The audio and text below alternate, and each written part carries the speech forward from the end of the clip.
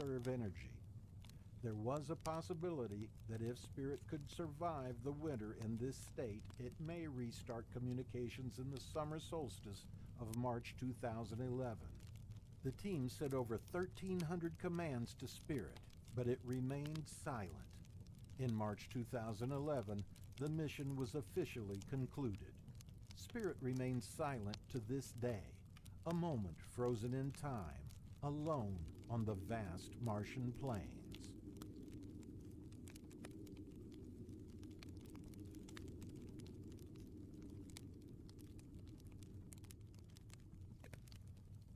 NASA now believes that the rover was unable to generate sufficient power for its heating system. The freezing temperatures had irreversibly damaged the rover's internal components. It is also possible that the rover experienced a clock fault, losing track of time and staying in hibernation mode until sufficient sunlight could awaken it. Spirit survived for over 6 years in the extreme Martian environment and traveled a total of 4.8 miles or 7.7 kilometers. Despite the sadness of Spirit's demise, the rover was actually launched around the same time as its twin, Opportunity. To honor the memory of Spirit, NASA decided to name a place that Opportunity was exploring on the other side of the planet. This image was captured by Opportunity at Spirit Point.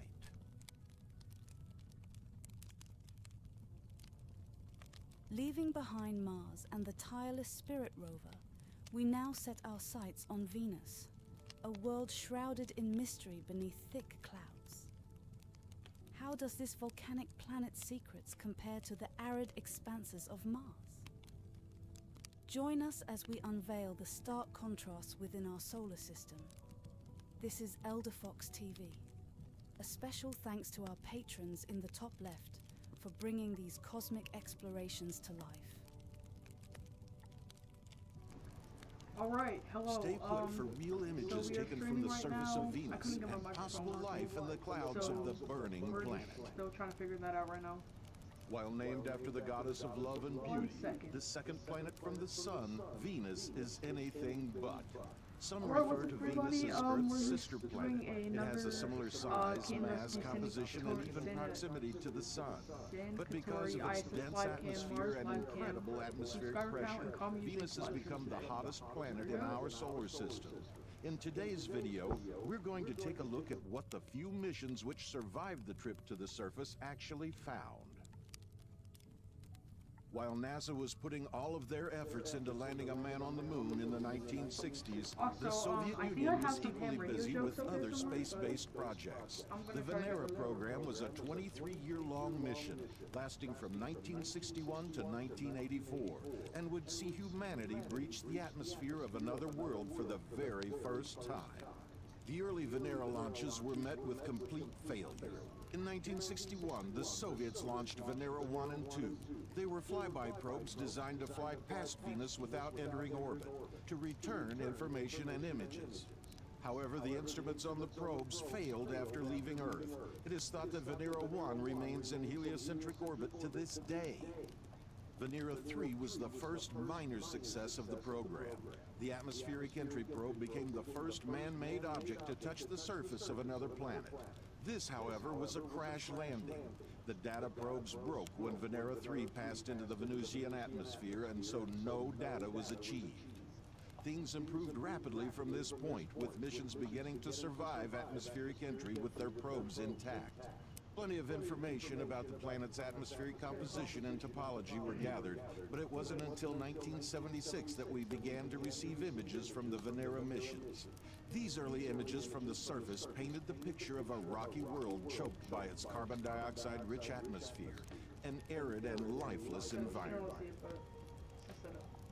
None of these probes lasted a particularly long time. The incredibly harsh conditions on Venus broke the equipment of the probes incredibly quickly, with the longest ground mission lasting only 2 hours.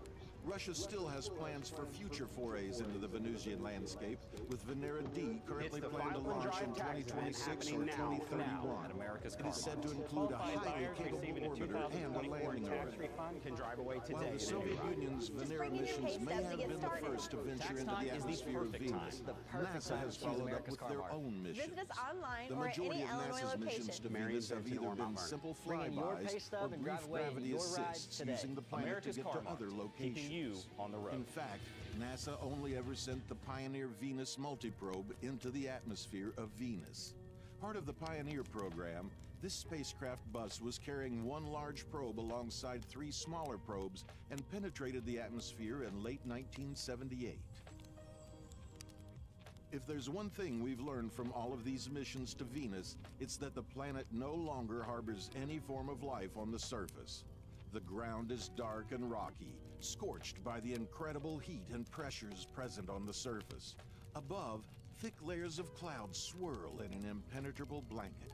While the majority of the gas on Venus is carbon dioxide, the clouds are made up of sulfur dioxide and droplets of sulfuric acid. We haven't been able to spend much time on the planet, but the weather on Venus is under almost constant study by telescopes here on Earth.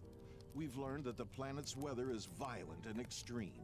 Unlike Earth, the atmosphere of Venus orbits the planet at rapid speed, with winds frequently reaching up to 186 miles per hour at the cloud tops. This means that the wind of the planet moves at around 60 times the speed of the planet's rotation and are fastest at the poles. While it is clear that life could not exist down on the surface, the atmosphere itself is something of a different nature. The Venera and Pioneer missions both discovered carbonyl sulfide in the upper atmosphere of the planet, alongside hydrogen sulfide and sulfur dioxide. The habitable zone of the planet currently sits between altitudes of 51 kilometers and 62 kilometers above the surface of the planet, deep within the acidic cloud layer. That might sound like a downside, but it has long been speculated that those acidic clouds could contain chemicals which would initiate biological activity. The biggest piece of evidence in favor of life in the atmosphere of Venus is the strange dark lines that have been observed in the UV photographs of Venus. Currently, they are dubbed unknown UV absorbers, but in actual fact may be microorganisms that are using the UV light emitted by the sun as an energy source. In 2019, it was reported that there were long-term patterns of light absorbance and changes in the albedo, or how much solar radiation was being absorbed in the atmosphere. One potential explanation would be large colonies of microorganisms in the atmosphere. Furthermore, in January 2020, it was reported that there was evidence of volcanic activity on the planet and that any residue from that activity would be a source of nutrients for any Venusian microorganisms dwelling in the atmosphere. Venus was not always an arid hellscape plagued by incredible temperatures and acid rain. Scientists believe that liquid water could have existed on the surface of Venus for up to 600 million years, which would have been more than enough time for simple forms of life to evolve. Other studies estimate that water could have existed on the surface for up to 3 billion years, which would have given a chance for even complex life to form on the surface before being wiped away by the runaway greenhouse effect that eventually heated the planet up. In truth, we don't know all that much about the state of the surface of Venus and what may or may not have lived on it millions and billions of years ago, but that might not always be the case. Roscosmos's Venera D lander may be joined by a fleet of proposed NASA landers in the late 2020s and even a rover by 2039. Will we finally uncover the mysteries of the hellish planet, or will they forever be hidden by a blanket of sulfuric cloud? From the cloud-covered Venus to the edge of interstellar space, we follow the epic journey of the Voyager probes. As they travel beyond our solar system, what secrets are they unveiling about the cosmos?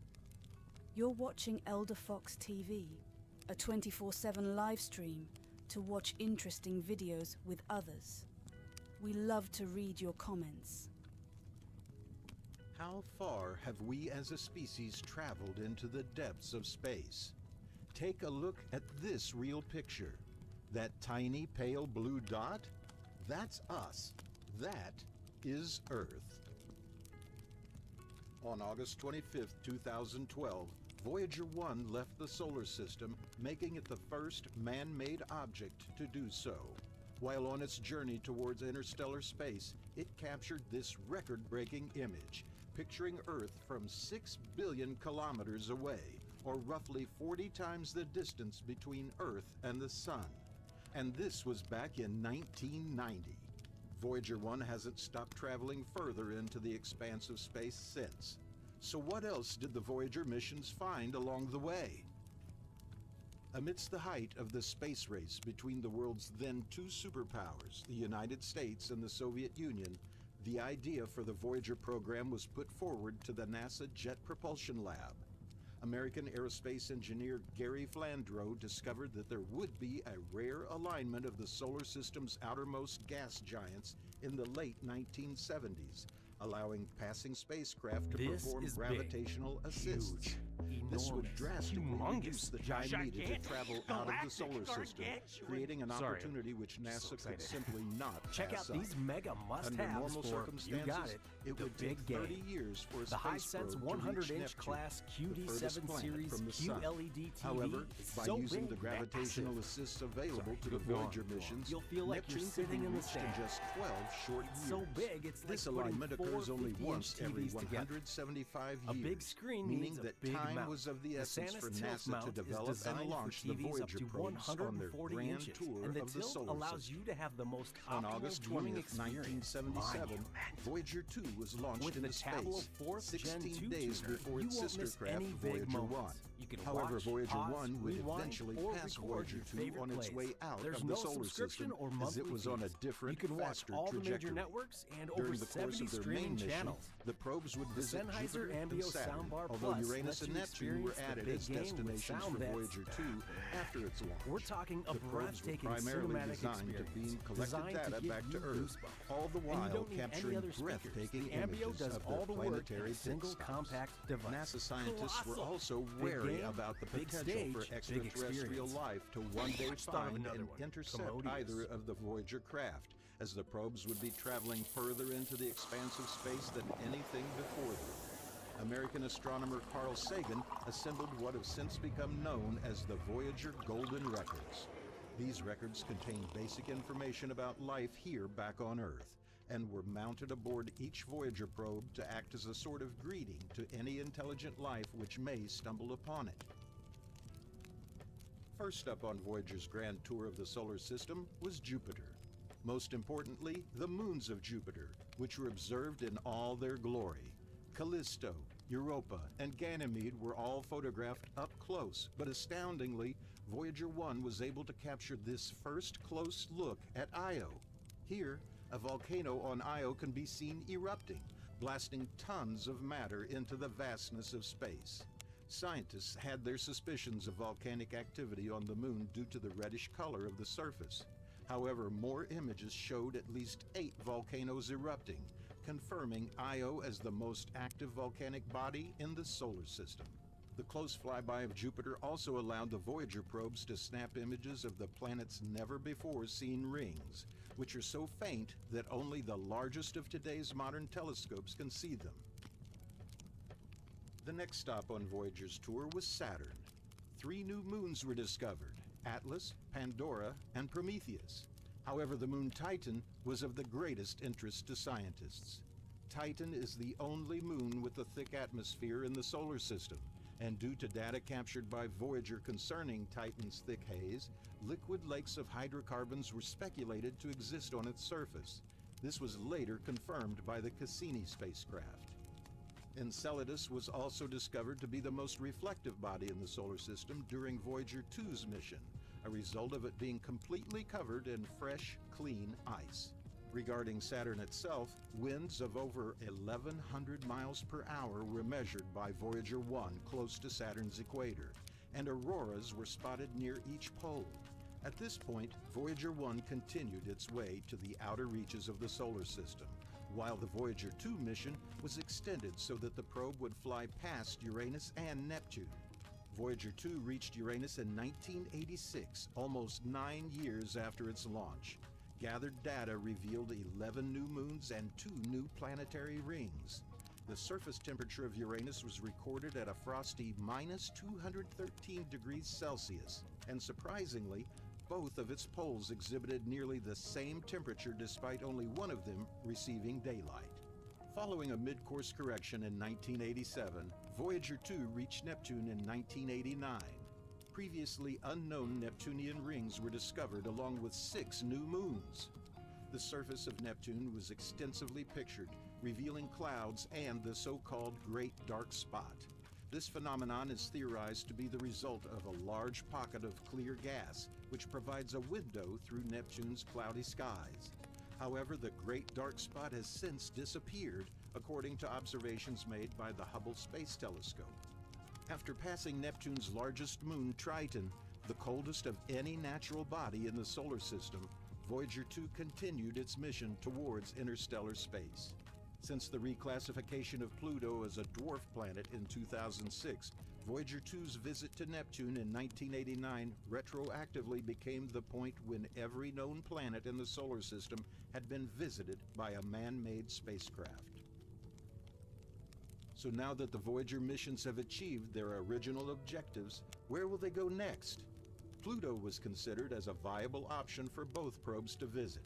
However, Voyager 1's trajectory was off due to the prioritization of its flyby of Saturn's moon Titan, while Voyager 2 didn't get the go-ahead due to cost overruns. Instead, both probes crossed beyond the heliosphere and into interstellar space, Voyager 1 doing so in 2012, while Voyager 2 followed in 2018. The Sun protects our solar system by ejecting plasma and creating solar wind. This in turn creates a bubble around our solar system known as the heliosphere, which keeps out dangerous amounts of radiation and cosmic rays coming towards us from interstellar space. Not much is known about this area in space, which is why the Voyager missions are collecting vital data from there.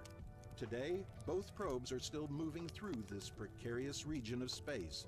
Although due to dwindling electrical power, both Voyager 1 and 2 are expected to hang up their cosmic exploration boots at some point between 2025 and 2030. A well-deserved end to their colossal celestial journey.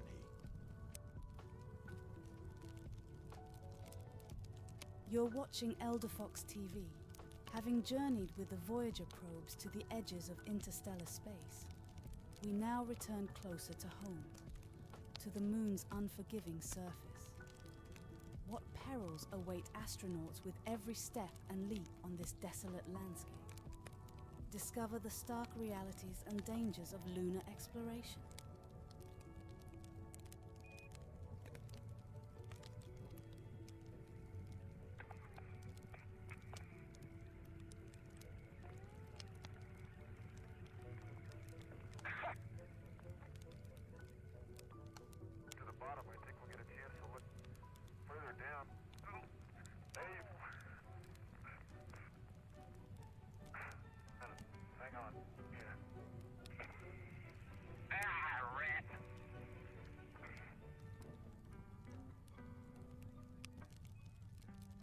As amusing as this footage of falling astronauts may be, each trip, slip, and misstep could have drastic consequences.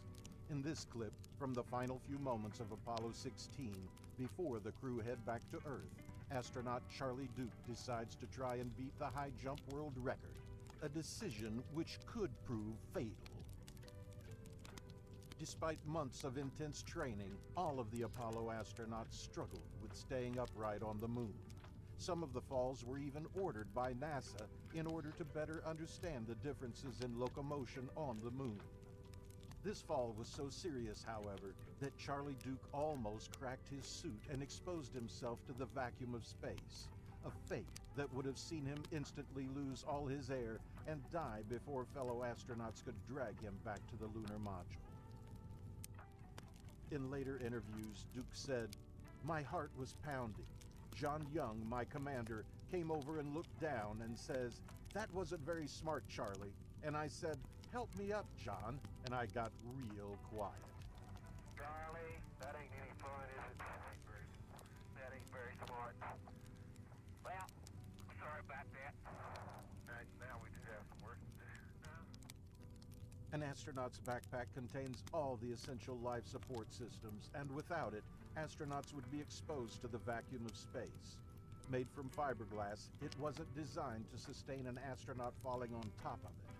The suits were in fact a major hindrance for the astronauts, as their bulky and rigid design often meant moonwalkers could not bend down to grab objects and ended up using special tools to lift things off the floor. If they did need to reach the surface, they would have to jump in the air and use the landing to compress the suit at their knees. Picking objects up from the floor was so difficult that in some instances the film resembles a comedy sketch. In this clip, taken from Apollo 17, astronaut Harrison Schmitt is having such a hard time that Mission Control asked fellow astronaut Gene Cernan if he can go over and help Twinkle Toes, please. Well, hey, Gene, would you go over and help Twinkle Toes, please? I'm really...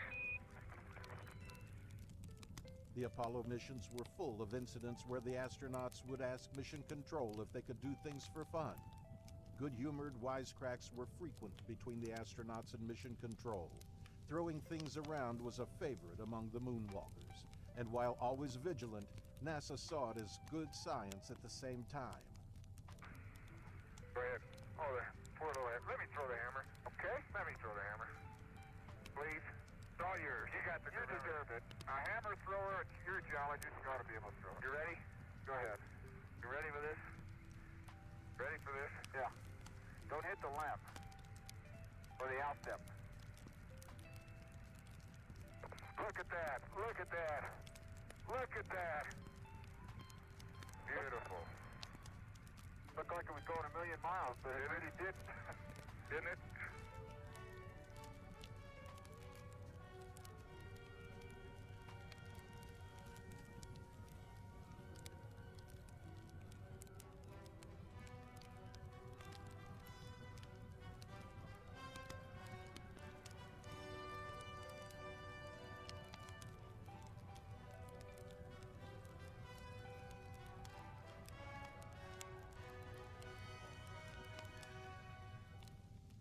I'm your host, Alan, and you're watching Elder Fox.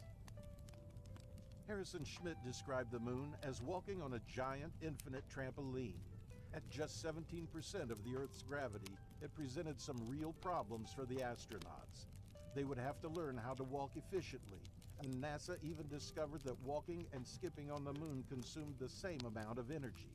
In this clip, an astronaut can be seen pretending to ski down a hillside. If walking on the moon was tough, driving would present an even bigger challenge. Apollo 15 was the first mission to include a lunar rover. It weighed around 500 pounds, was designed to fold up to fit inside the lunar module, and reached a top speed of around 8 miles an hour. Although this speed seems low, the surface of the moon is littered with small craters and rocks, and so it is more comparable to driving a dune buggy. As for the astronauts who drove it, they described it as being very fast and exciting. The lunar rovers were a huge success, paving the way for the Mars rovers, Spirit, Opportunity, and Curiosity. Also, NASA now has its eye on developing what it calls a space exploration vehicle. This stunning vehicle has a pressurized cabin and 2 spacesuits, so the astronauts can jump out whenever they feel like it. As fun as the lunar missions were, the astronauts had to stick to a tight schedule. Fun was not scheduled into the mission plan, as every minute was consumed by meticulously planned experiments. In this clip, Harrison Schmitt of Apollo 17 is sent to deploy an experiment package in a place away from rocks and craters. Lugging the bulky package, Harrison becomes severely out of breath, and his heart rate rises to 140 beats per minute. Mission controllers advise him to carry the package on the folds of his elbows and remind him that he is 10 minutes behind the timeline. He sets his suit to maximum cooling and takes a small break at the site. Hey, leave me enough room to deploy the heat flow. I'm going to. I'm looking for a place away from craters and rocks. That's why I didn't land up there. Okay, and right now you're about 10 minutes behind the timeline, Jack. But what did we leave on the moon? There is a family on the moon, and they've been there for over 40 years. Charlie Duke, the youngest man to walk on the moon, before boarding the rocket, asked his children if they wanted to come with him. His children obviously wanted to go with him, but little did they know he would end up leaving them there.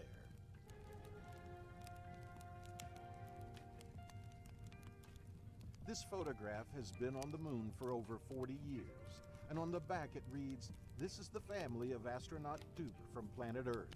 Landed on the moon, April 1972. Their fascination with leaving things on the moon didn't end there. Gene Cernan carved his daughter's initials into the lunar dust. Apollo 15 left a small statue to commemorate fallen astronauts, and a golden olive branch representing world peace was left by Buzz Aldrin. Aside from a few other personal effects, the main thing astronauts left on the moon was trash. Scientific experiments dominate the landing sites, with plastic packaging and even astronaut poop. Yet there is a very good reason for this. NASA decided that the more things they left up on the moon, At Planet Fitness, no two members are alike, but they all have one thing in common. They're all strong. That's right. We're all strong on this planet, Planet Fitness. One more, everybody. One more? Got 5 more. we have decided on launching our own mission to the moon to capture some really high-quality footage. You can save all that time and go straight to Lucy Spark for virtual whiteboarding. Bring your whole team together to ideate, design, and take action fast. See where Okay, maybe that's a little more difficult than we imagined.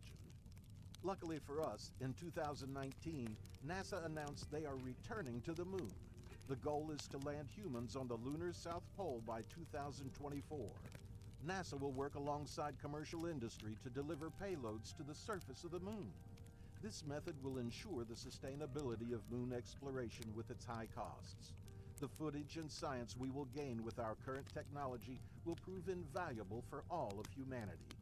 The missions will prove as a testing ground for space habitats that could eventually launch us toward Mars. One step closer to rescuing our beloved Opportunity rover.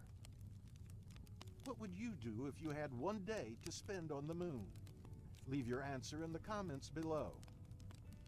In my left hand, I have a feather. In my right hand, a hammer.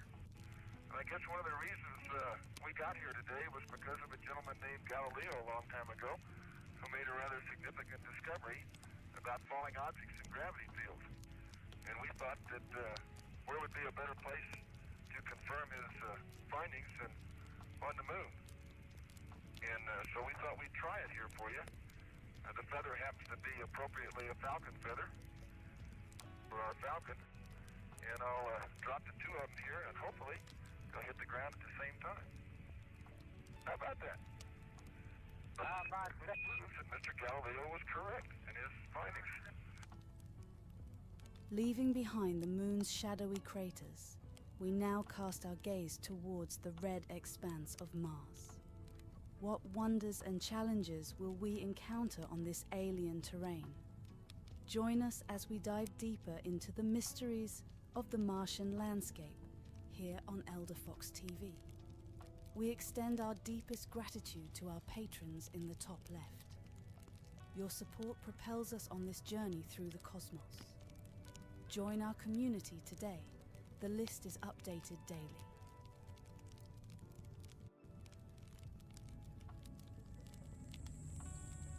The images in this video are all real. Taken by NASA's Mars rover directly from the surface of the planet. For the eyes of the world, now look into space, to the moon, and to the planets beyond. This is Mars in 4K, so sit back, relax, and enjoy this journey across the surface of another world. The team at NASA has given Mars informal place names, which you will see on the screen in the bottom left corner. 4 different rover missions have contributed to this incredible footage: Spirit, Opportunity, Curiosity and Perseverance. The latter two still roam the surface today, yet Spirit and Opportunity are gone, lost to the sands of time.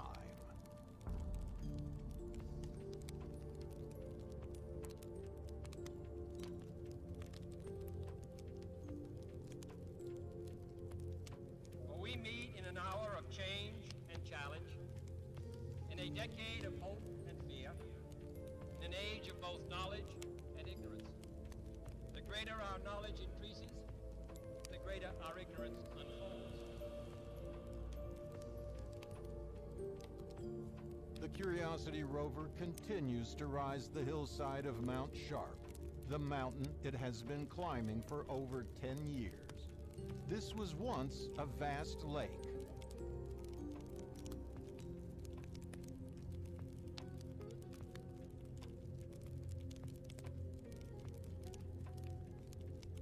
The most recent rover, Perseverance, has brought along a friend. It's a helicopter called Ingenuity. These two explorers are also situated in an ancient lake on the other side of the planet.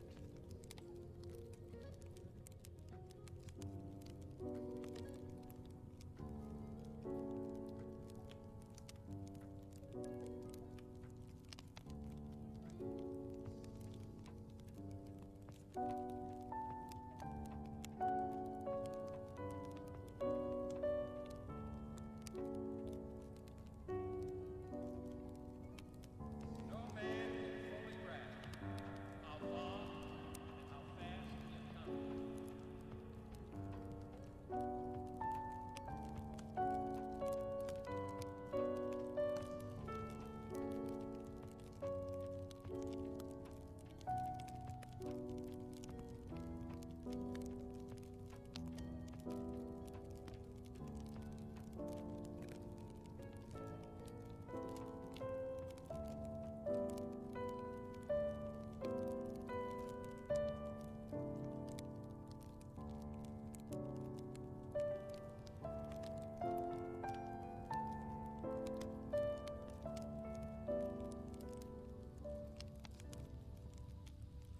The rovers have proved beyond all reasonable doubt that Mars once had active water systems. The only remaining question is if Mars had life.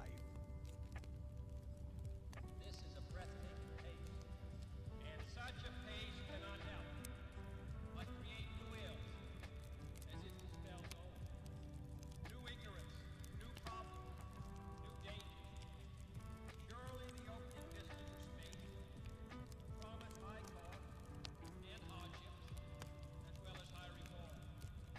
So it is not surprising that some would have us stay where we are a little longer. Rest. But we thought this city of Houston, this state of Texas, this country of the United States was not built by those who waited and rested and wished to look behind them.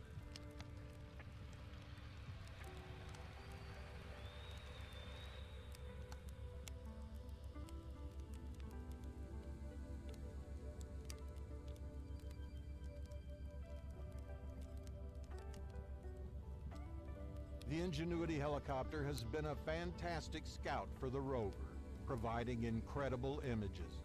Here, it flew over the wreckage left behind the mission's landing.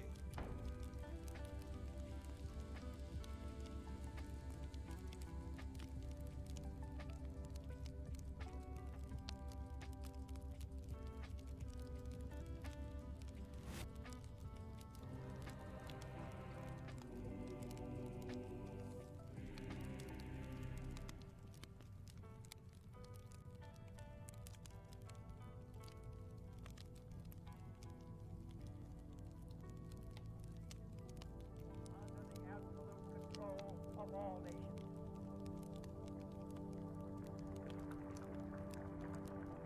Let both sides seek to invoke the wonders of science instead of its terrors. Together, let us explore the stars.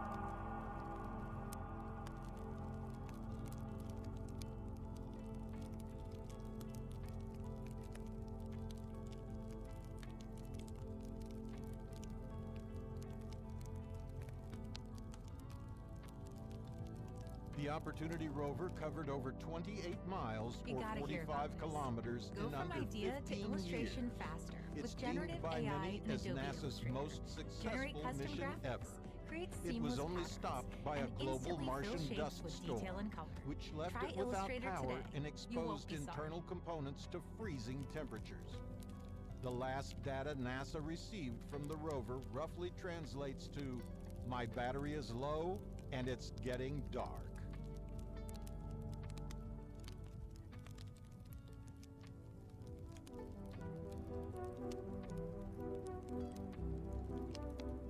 Since the beginning of time, all moments have led to this moment. The great scientists and philosophers of the past could only dream of this moment. Our lifetimes are just a blip on the cosmic scale, yet here we are, gazing out onto the surface of another world. Appreciate this moment here and now.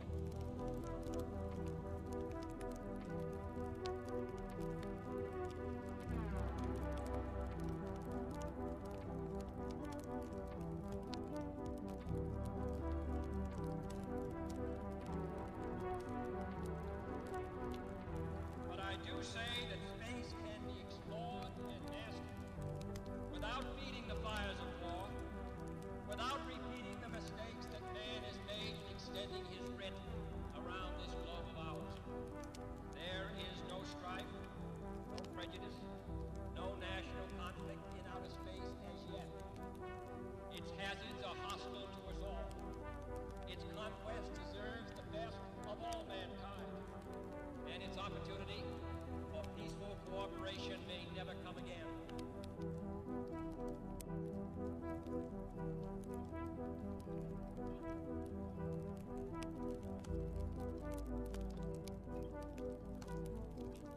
We choose to go to the moon. We choose to go to the moon.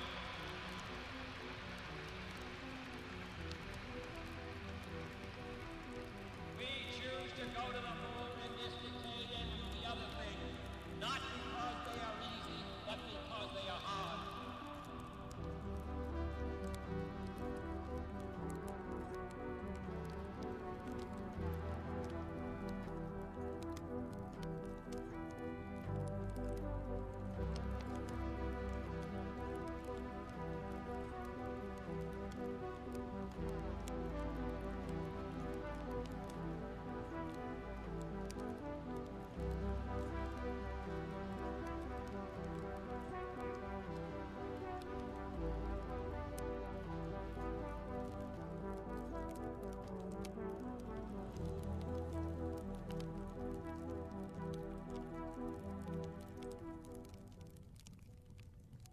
You're watching Elder Fox TV.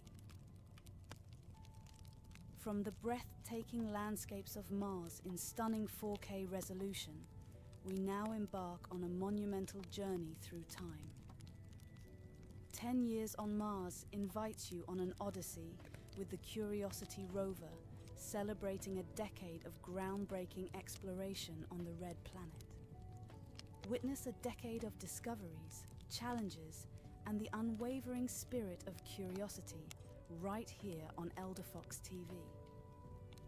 We're grateful to our patrons for enabling us to share these incredible stories from Mars. Your support illuminates the path of exploration.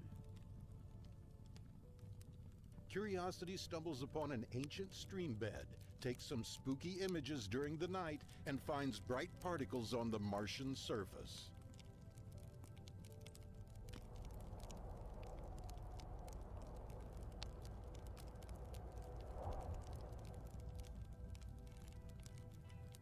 August 6, 2012.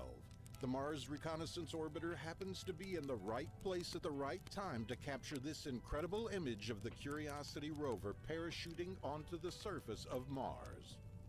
After a nerve-wracking but successful landing, Curiosity opens its eyes. It will eventually start to climb the mountain in the distance, which is informally known as Mount Sharp.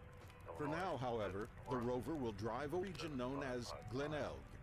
Just 13 Martian days into the mission, or Sol 13, Curiosity examines a site that was blasted by the engines of its descent stage. Nicknamed Goulburn Scour, these sedimentary rocks are thought to have been laid down by running water in the ancient past and uncovered by the descent stage as it blasted away the surface dust. On Sol 16, Curiosity takes a close look at the layers which form the base of Mount Sharp, with scientists theorizing that these layers could be another clue of a watery past. On Sol 27, Curiosity comes across a site which again could be linked to running water. This image shows what is known as a sedimentary conglomerate, a geological formation that is created by streams or rivers here on Earth.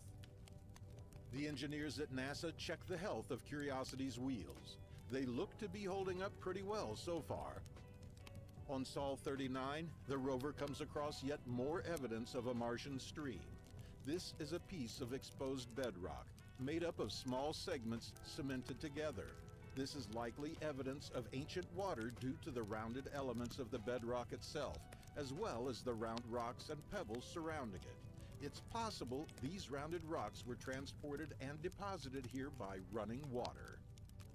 If finding 3 sites likely formed by running water wasn't enough evidence, just look at how they are arranged. The yellow arrows at each site depict the direction of the ancient stream.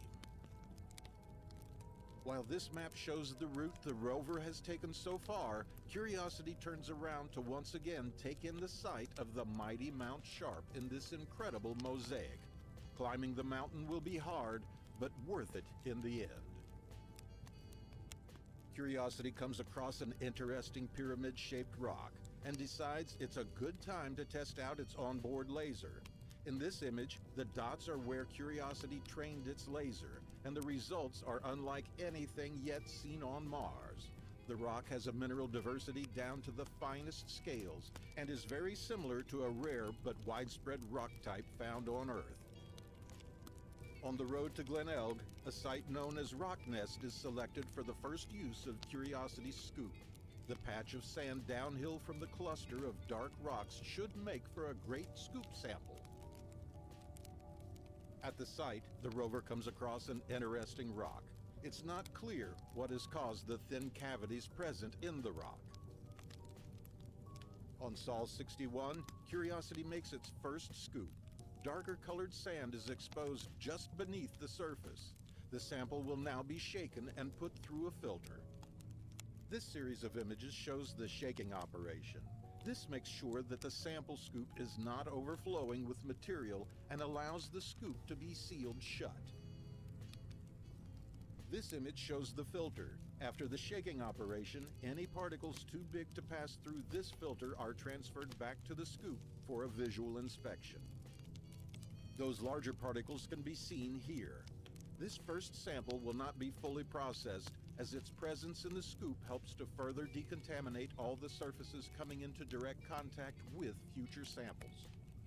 On Sol 65, the team at NASA spots an interesting piece of debris on the Martian surface, just next to the rover. This close-up confirms it is likely to be from the spacecraft, possibly as a result of the landing. It is likely a benign piece of plastic or shrink tube left over from a terminated piece of wire. As Curiosity takes its second scoop, a bright particle can be seen in the sample hole. Given that spacecraft debris has been identified in the area, the team at NASA orders the rover to also discard the second sample. If any of these bright particles are from the spacecraft and are subsequently fed into the internal sampling unit, the rover could become contaminated with bacteria from Earth.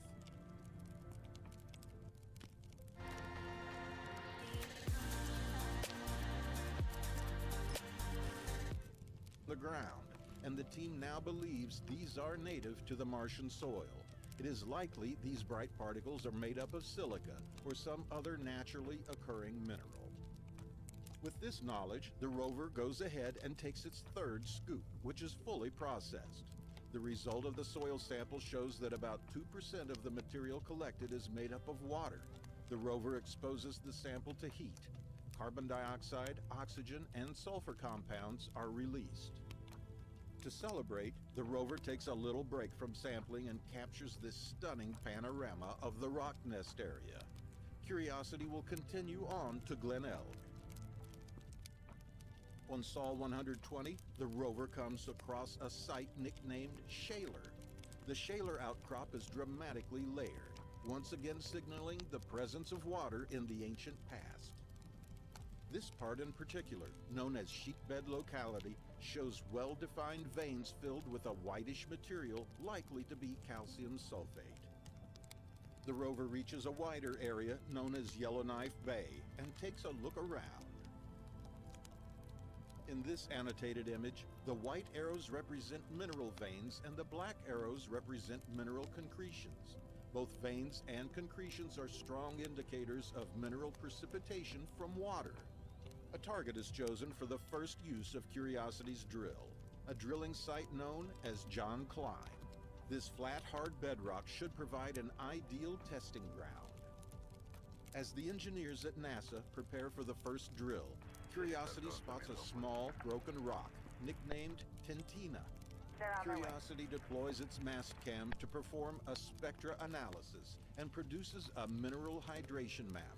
The results show the inside of the rock is much more hydrated than the outside. The team orders Curiosity to pull an all-nighter. These are the first nighttime images from the surface of Mars. The team wants to see what the rocks look like under UV lighting, to see if any fluorescent minerals are present. Unfortunately, this image taken under UV lighting doesn't show much evidence for fluorescent minerals. If they were present, we would see bright red, blue, or orange areas. On Sol 174, Curiosity breaks a rock in half by driving over it. A happy accident. Curiosity's clumsiness reveals a very bright substance within the rock. This is probably caused by the presence of silica, commonly found on Mars. Curiosity takes a selfie before its big drill test at the John Klein site. The drilling goes ahead and is a great success. The drill sample is transferred to the scoop, which will feed the sample into Curiosity's internal sampling system.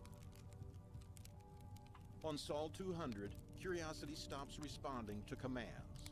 Engineers fear Curiosity is stuck in a boot loop, which will cause the rover to drain its battery and be unable to function. Luckily, Curiosity has two computers on board for such a problem, Side A and Side B, or pilot and co-pilot. The rover is programmed to switch to the co-pilot automatically if the pilot malfunctions. However, the pilot has other plans and does not cede control to the co-pilot. The engineers are worried that the pilot could shut off the radio at any moment and they would never hear from the rover again. They decide to take a risky move and shut down the pilot, hoping that the co-pilot will then step in and take over. After shutting down the pilot, the team waits to hear a signal from the co-pilot, which should happen right away.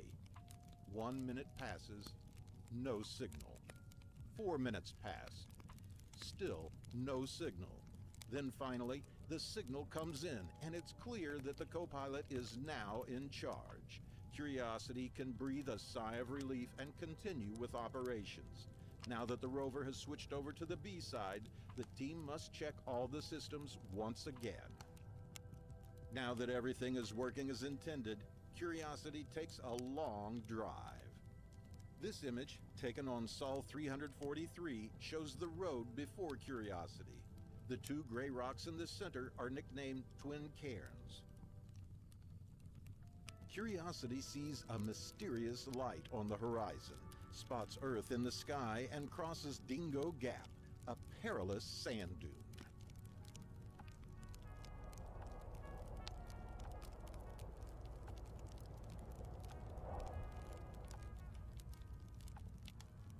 Curiosity is now en route towards the central peak of Gale Crater. To make the journey easier, Curiosity has the ability to drive itself with no help from anyone on Earth. This enables faster progress, which means Curiosity is already closing in on an area dubbed Darwin. The light-toned streaks in the lower left center of the image mark the position of the outcrop that scientists want to examine. Curiosity takes another look at the layering making up the base of Mount Sharp from its new vantage point. This area looks particularly exciting and is named Pahrump Hills. The team hopes to explore this area soon. On Sol 400, Curiosity examines the Darwin outcrop with its Mars Hand Lens Imager, or MOLLE for short. This 4-image mosaic shows a ridge, formed when a crack in the underlying sandstone which was filled with a material that then eroded more slowly than the rock itself. Note the Lincoln penny at the bottom left, MOLLE's own unique calibration target for scale. While studying this rock named Ithaca, the rover's ChemCam laser is fired for the 100,000th time on the Martian surface. The arrows point to the dark spots left by 10 different laser shots. Analysis shows Ithaca to be a typical Martian volcanic rock type. As Curiosity reaches nearly 3 miles of driving, life on Mars begins to take its toll. Further computer glitches are followed by a loss of power, which temporarily strands the rover. This is tracked down to an intermittent short in the RTG, Curiosity's nuclear power source. At the same time, an even more serious issue arises. A routine scan of the rover's wheels on Sol 469 shows unexpectedly heavy damage. According to Jim Erickson, Curiosity project manager, we always expected we would get some holes in the wheels as we drove. It's just the magnitude of what we're seeing that was the surprise.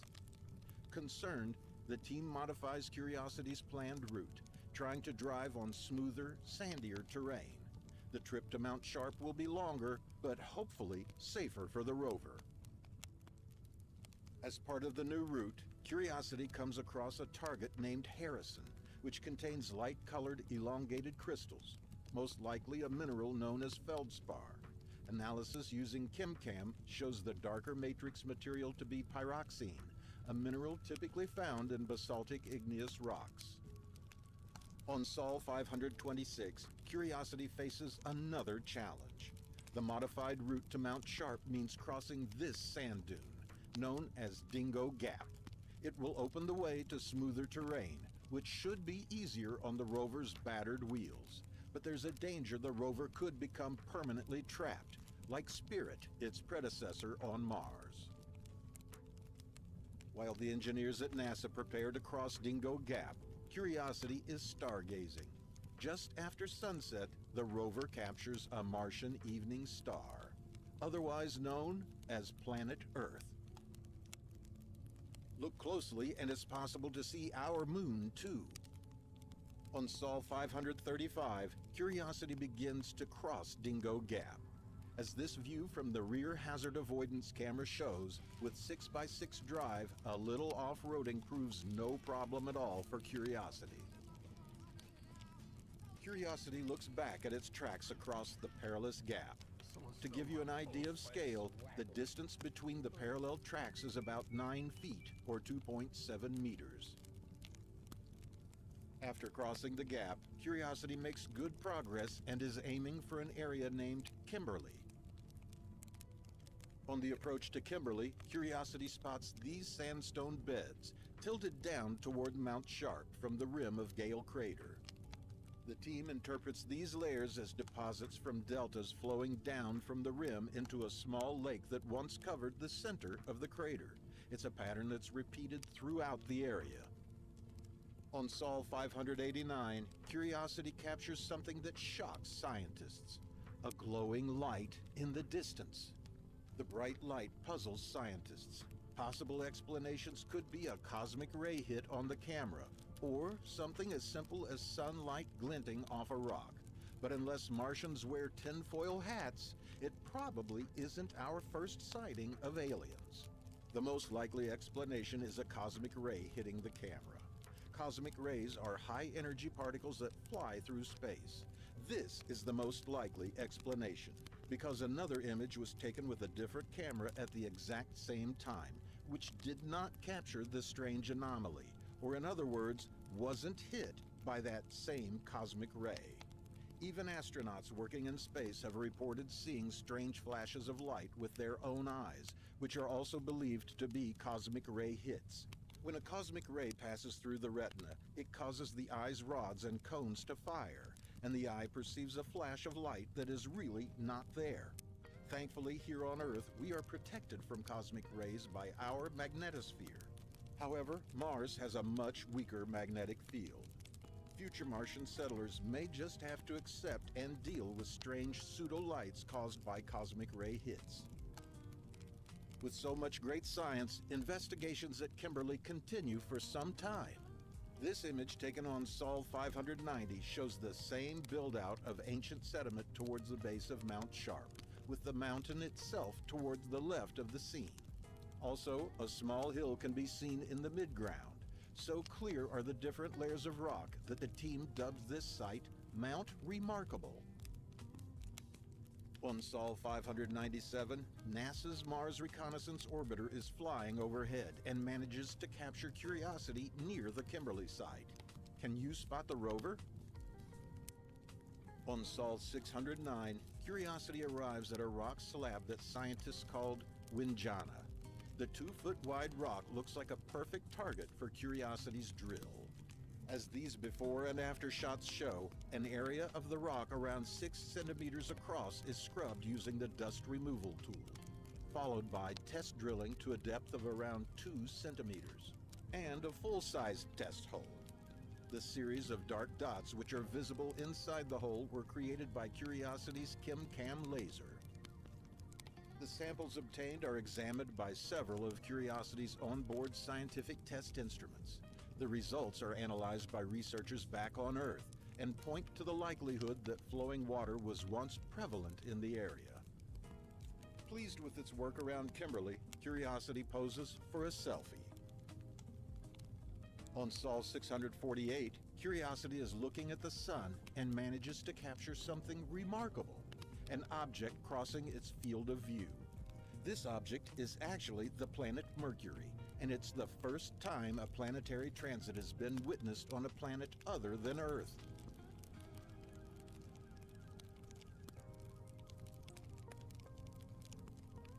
As this map shows, by Sol 705, the rover is well on its way toward the Pahrump Hills at the bottom left. The new route designed to make the journey easier on Curiosity's wheels will take the rover through a valley aptly named Hidden Valley.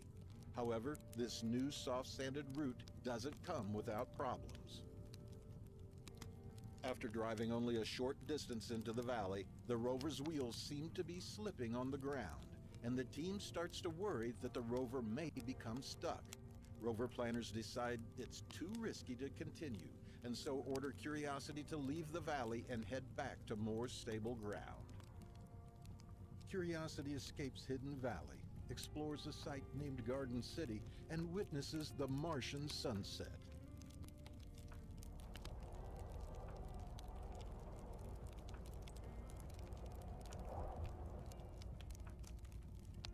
The rover is currently located in a valley with soft, deep, and slippery sand. The team at NASA wants to get out of the valley as soon as possible, as Curiosity could become stuck. This series of images from the rear HazCam shows the rover backing out of the valley, retracing its tracks. This is the view from the other side of the rover, the front HazCam, as the team initially sent the rover in backwards, a strategy used to compensate for the poor health of Curiosity's wheels. Now, safely out of Hidden Valley, Curiosity is finally approaching the Pahrump Hills. The team decides to take a drill sample at this site, known as Confidence Hills, as the rocks nearer to Mount Sharp will help to develop a picture of what happened in this area. Here is the sample in the scoop. On Sol 801, the team decides to perform an experiment by driving over a sand ripple to expose the material below. The reason for this experiment is to gain a better understanding of the loose, wind-deposited sand ripples in the area. Hopefully, more knowledge about these deposits will prevent future situations like the one at Hidden Valley. The wheel track provides a cross-section view of the sand deposit, and Curiosity uses its laser to take data. Create a unique visual experience. On Sol 817, Curiosity comes across some interesting exposed bedrock and takes a close look. The area is about 6 feet or 2 meters across. Meanwhile, content the Mars that matters Reconnaissance to your Orbiter is audience. flying overhead and spots the rover, And now present it the squarely way within the you Pahrump envision it. Hills area. From the biggest ideas to the smallest Curiosity details. is ordered to perform a drill test on a target website, named Mojave. your voice, The result your is a platform. cracked rock. On Earth, geologists carry hammers to crack rocks. This apparent mishap presents a rare opportunity to see freshly exposed rock on the Martian surface. Curiosity is ordered to take 2 drill samples from the same site. No further cracking is observed. The rover celebrates by taking a selfie. This map shows an area named Artist's Drive, which Curiosity will have to pass to access higher rock layers on Mount Sharp. On the way, the team at NASA spots an interesting outcrop, which is named Garden City.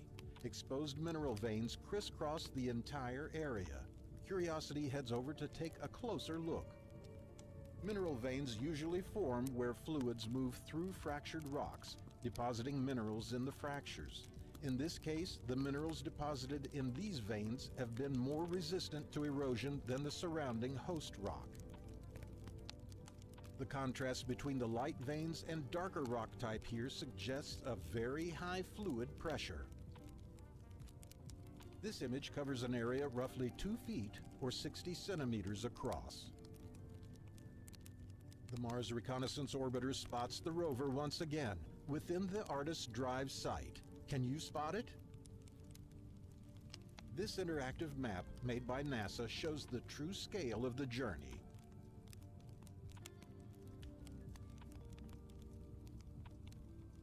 Zooming out from the Pahrump Hills area, we can see the size of Gale Crater, as well as Mount Sharp in the center. Gale Crater is roughly 96 miles in diameter, or 154 kilometers.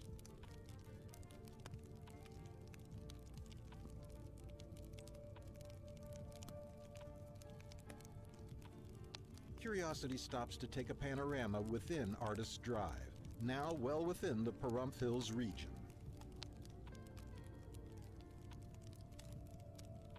This mosaic shows the view in front of the rover. Gravel and sand ripples can be observed in the foreground, typical of terrains that Curiosity traversed to reach Mount Sharp from its landing site. Outcrops in the midfield are of 2 types: dust-covered smooth bedrock that forms the base of the mountain, and sandstone ridges that shed boulders as they erode. Rounded buttes in the distance contain sulfate minerals, perhaps indicating a change in the availability of water when they were formed. On Sol 956, Curiosity captures multiple images of the Martian sunset. This short series of images provides the most detailed view of what a sunset looks like on Mars. As Curiosity continues, it approaches an area nicknamed Logan Pass. This closer image shows that this terrain is unfavorable for the rover. Instead, the team decides to take Curiosity through a safer passage known as Marias Pass. On its way through, Curiosity observes what scientists are calling the Stimson Unit. These dark areas of finely bedded sedimentary rock are found throughout Gale Crater and make up the Stimson Unit. Here, the lighter-colored mudstone is intersecting below the Stimson Unit, leading the team to conclude that the mudstone was created first, and then a large body of water-deposited minerals that make up the layers of the Stimson Unit. This image of another contact zone at Marias Pass, nicknamed Missoula, lends further credence to this theory, as the white mineral veins abruptly end where they meet the darker rock above.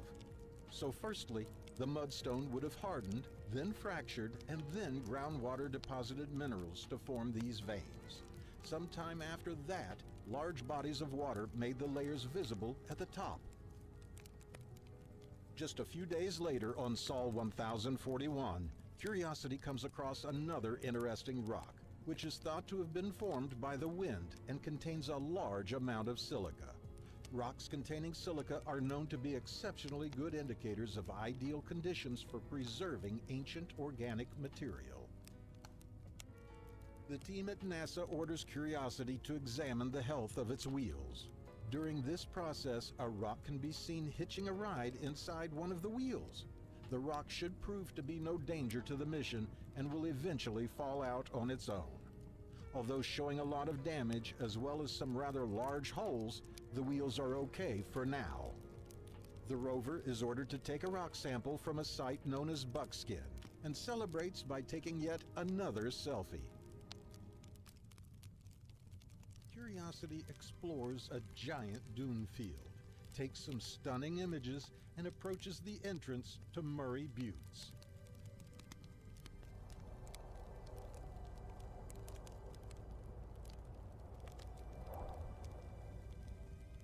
Still squarely within the Pahrump Hills region, Curiosity finds more evidence of cross-bedding. Due to the angles of these layers, it's more likely they were created by wind rather than water. On Sol 1099, the rover looks toward its main objective, Mount Sharp. The lighter-colored rocks in the distance are the oldest in this image and have been heavily eroded by the wind. A large portion of the other rock variations present are thought to have been formed by water. While looking for the best way to get up the mountain, the Mars Reconnaissance Orbiter spots a huge dune field. The team at NASA decides to send the rover to investigate. From its current position, Curiosity can see part of this dune field, the dark band in the midground. The team at NASA gives it the informal nickname, the Bagnold Dunes, named after Ralph Bagnold, who crossed the Libyan desert and was one of the first explorers to acquire a deep understanding of the physics behind sand dunes. In this map, we can see the true scale of the Bagnold Dunes. Curiosity will explore only a small portion of it. As the rover moves closer, it captures this stunning image, with Mount Sharp looming in the distance. But first, Curiosity has some drilling to do at a site named Big Sky. The rover takes a selfie in celebration of a successful drill. On Sol 1176, Curiosity reaches the edge of the dune field. This is the first active dune system studied up close on another planet. Scientists observing the dunes estimate they are migrating by about 1 meter per year due to action from the Martian wind. The rover carefully dips a wheel into the sand. This close-up image of the dune portion disturbed by the wheel shows finer grains of sand below the surface. This close-up shows an undisturbed portion of the dune. We can see that only coarse surface material remains, after wind action has removed the smaller particles. On Sol 1197, Curiosity comes across a very steep dune which the team names Namib Dune.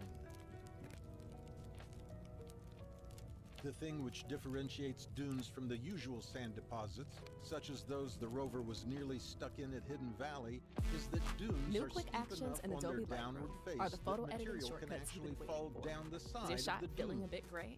Make the sky a little more blue. Define and refine your portraits, and add a little pop of color. New quick Curiosity actions in takes a Lightroom sample of instantly sand give you from near suggestions the tailored Namib to your Dune photo, site so you can and get takes the a look you want. selfie to celebrate. Don't forget to add the The Lightroom coarse app to your material phone from the and try sample, quick actions which was today. too large to fit through the rover's filter, is dumped onto the ground.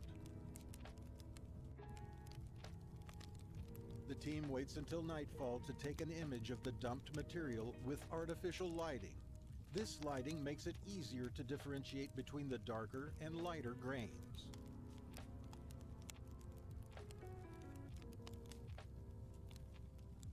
Curiosity continues the journey up the base of Mount Sharp, reaching a site known as Nowclift Plateau.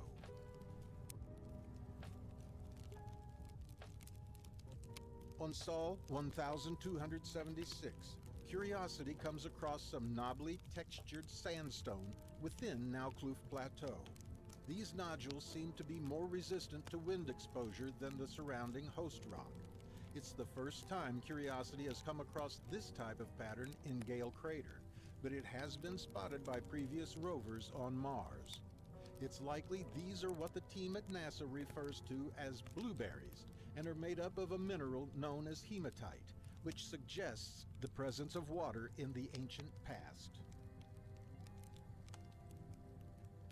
From its position within Nowcliff Plateau, the rover takes a long-distance image of the northern rim of Gale Crater. The image is taken during sunrise, when dust in the atmosphere is relatively low. On the lower portion of the crater rim, we can see valleys, channels, and debris fans, much like what we currently see at the base of Mount Sharp. This leads scientists to expect that the entire crater was once filled with water. Curiosity takes a full-circle panorama at Nowcliff Plateau. The rocks present here are dominated by thick layers of wind-blown sand, suggesting that these deposits formed during a drier time on Mars. On Sol 1315, NASA orders the rover to complete a wheel health check. Since the last wheel check, nearly 300 sols ago, little further damage is observed, meaning that the rover planners are doing a great job of selecting easier terrain for Curiosity. As Curiosity comes close to completing 4 Earth years on Mars, it hits a milestone of 2 Martian years studying the planet. During this time, Curiosity has been studying Martian seasonal patterns. As you can see from the graph, Mars is much colder than Los Angeles. The height of the bars represents the temperature difference between night and day. During the summertime in Gale Crater, daytime temperatures can reach a survivable -10 degrees Celsius or 14 degrees Fahrenheit. However, on the very same night, temperatures could drop all the way to -70 degrees Celsius or -94 degrees Fahrenheit. Curiosity also takes measurements of atmospheric pressure. This data will prove to be extremely useful if NASA ever wanted to send a helicopter to accompany a future rover.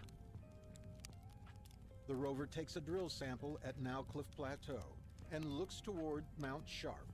We can also see some leftover rock powder, the gray substance on the surface, dumped by the rover after it did not pass through the filter. After a big drive, Curiosity arrives at the gates of a site known as Murray Buttes. Curiosity will pass through here to access higher areas of Mount Sharp. Curiosity explores some giant mesas, finds a Martian meteorite, and captures multiple dust devils.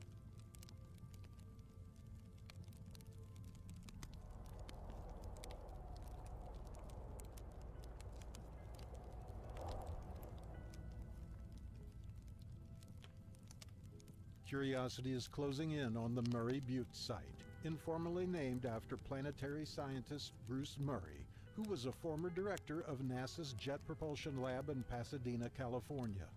The 2 most prominent mesas in this image are about 260 feet or 80 meters apart.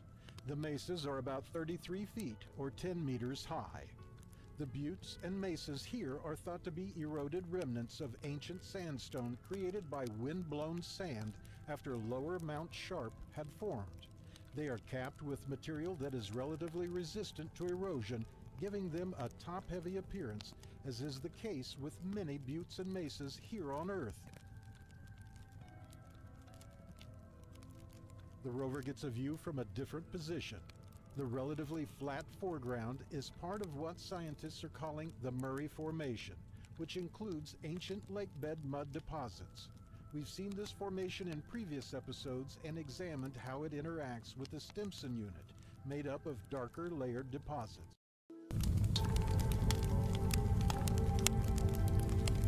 Curiosity moves closer to one of the buttes, which is given the affectionate nickname Butte M9A. It stands at about 16 feet or 5 meters above Curiosity. On the left side of the butte, the average slope is estimated to be at about 40 degrees, while the right side is less steep at about 30 degrees. The rover takes a step back to get yet another view of this scenic area. It will now pass through the buttes. the rover takes 5 incredible close-up images on its way through. The thin layers here are evidence that this area was created by wind action and sand dunes. This is known as cross-bedding. The angles of some of the layers also give this indication, as water-based deposits tend to be more level.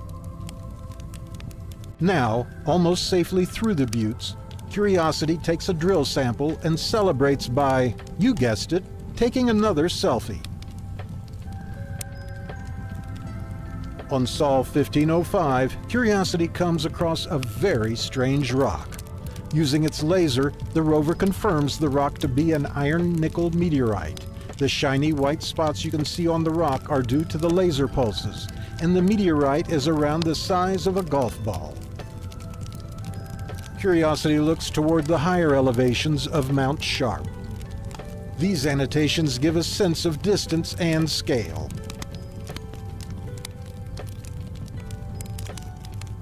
On Sol 1555, the rover stumbles upon a portion of the Murray Mudstone Formation, which shows what could possibly be ancient fossilized mud. This small grid of polygons could have originated as cracks in drying mud over 3 billion years ago. The area is given the nickname Squid Cove. The polygons are around 1 to 2 centimeters or ½ an inch to an inch long. Another rock slab in the area showing the same type of pattern is observed. It's given the nickname Old Soaker. Curiosity drives to get a closer look. This pattern would have been created by a 3-step process after ancient Martian mud dried out, causing it to crack. First, wind-blown sediments filled the cracks. Second, the sediments and mud became rock under the pressure of younger layers accumulating above them. Lastly, after the younger layers were removed by the wind, the sedimentary areas remained, being more resistant to erosion than the mud, causing them to appear as ridges now instead of the cracks they originated as. Feel yourself thrive. On Sol 1587, Curiosity takes a break from driving. The team picks up the next day where they left off and sees that the sand beneath the rover has moved. Power greens. This constant action from the wind is responsible for a lot of the rock formations and dunes we've seen so far. The area pictured beneath the rover is around 3 feet or 1 meter across. It's summertime in Gale Crater, and Curiosity spends the next few days observing dust devils. These dust devils are created by the sun heating up the surface, causing convection currents as hot air rises, carrying dust with it. They are most active in the Martian summer, as they are here on Earth. In this recording, we can see the dust devil disappear over a hill in the distance. In reality, the dust devils are moving much slower, as the images making up this sequence were taken in intervals of 12 seconds. On Sol 1598, Curiosity reaches a strange-looking hill. It's given the nickname Ireson Hill and stands about 16 feet or 5 meters high. Nearby is a large dune field. It's given the informal name Nathan Bridges Dune, in memory of the planetary scientist Nathan Bridges, who was leading the Curiosity team's dune campaign. On Sol 1641, a wheel check shows a break in the raised tread on one of Curiosity's wheels. These raised treads are called grousers, and testing with identical wheels on Earth shows that when 3 grousers have broken in any one wheel, the wheel has reached around 60% of its useful lifespan. Fortunately, the slow rate at which the grouser's condition is deteriorating means Curiosity can continue for quite some time. Other images taken during the wheel check show a slight increase in the number and the size of holes present.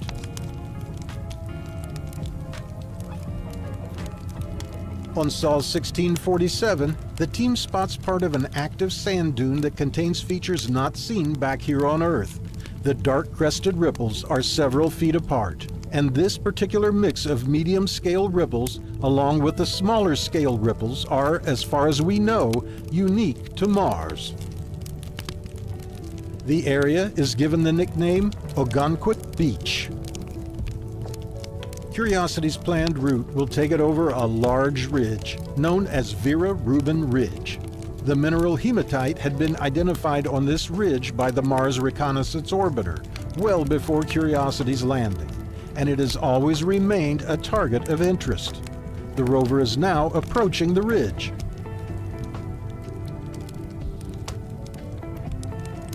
As Curiosity gets closer, the layered deposits making up the ridge become clearer. The rover will now begin to climb up the ridge.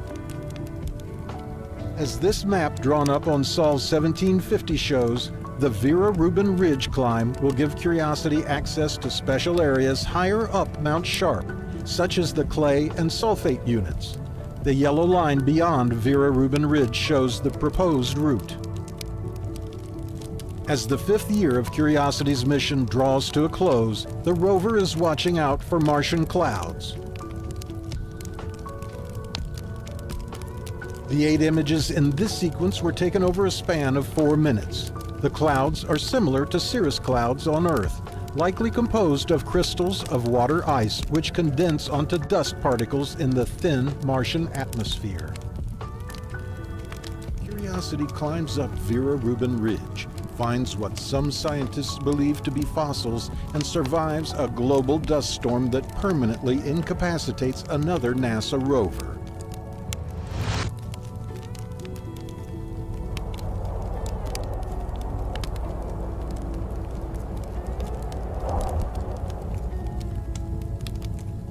You may have noticed that Curiosity hasn't taken a drill sample for quite some time. This is because the last time the rover attempted this in December of 2016, a key part of the drill stopped working. The rover arm was originally designed with 2 finger-like stabilizers within which the drill bit extends and retracts. A faulty motor stopped the drill extending past the stabilizers, and the team has been looking for a fix ever since. On Sol 1780, the team at NASA manages to get the drill out to its fullest extension, 110 millimeters, and now plans to bypass using the stabilizers altogether. This would be similar to freehand drilling, such as when people drill into the walls of their home. This new technique is named feed extended drilling, and NASA scientists will have to hack into the rover's other capabilities, such as pressure sensors on the rover's arm, to be able to do this successfully and safely. Curiosity is approaching Vera Rubin Ridge. The horizontal stratification of the rock, coupled with the crisscrossing white veins, are indicators of fluid flow through the rock. This ridge will make a great target to test the new drilling method. The rover edges closer. The team at NASA decides to deploy Curiosity's dust removal tool on a nearby rock. First, the dust removal tool is inspected for damage. The wire bristles are spun at 10,000 revolutions per minute for a duration of around 60 seconds when removing dust. The wire bristles seem to be holding up well, and the rover is ordered to proceed. The brushed area is around 2.5 inches or 6 centimeters across. The purple tint signals the presence of hematite. The area is nicknamed Christmas Cove. When applying Curiosity's science camera filters, the presence of purple-toned hematite is undeniable, signaling the presence of water in the past. The white veins are believed to be calcium sulfate minerals, also caused by the flow of water. On Sol 1856, the rover reaches the top of Vera Rubin Ridge. The view from here is incredible. The slopes in the distance make up the northern wall of Gale Crater, and Curiosity's landing site is also visible. The rover is really starting to gain some elevation as it heads up Mount Sharp. At the top of Vera Rubin Ridge, the rover comes across some strange stick-shaped features. They are about 5 to 10 millimeters long, or about the size of a grain of rice. Some scientists believe these could be ichnofossils, a record of biological activity in the past, but not direct fossilized remains of an animal or plant. They argue that nothing like this has ever been seen on Mars before. They are concentrated in this area, and they resemble trace fossil burrows back here on Earth. What makes this even more compelling is that Vera Rubin Ridge could very well have been an ancient shoreline. The rover planning team gives Curiosity some more time to investigate with its ChemCam instrument. However, it fails to gather any usable data. NASA believes these features are simply fracture fills that are more resistant to erosion, which have broken up to create these small, dark sticks. What do you think? Leave your theories in the comments below. Curiosity comes across a staircase-like feature atop Vera Rubin Ridge. The layering of the rocks up here really interests the team at NASA.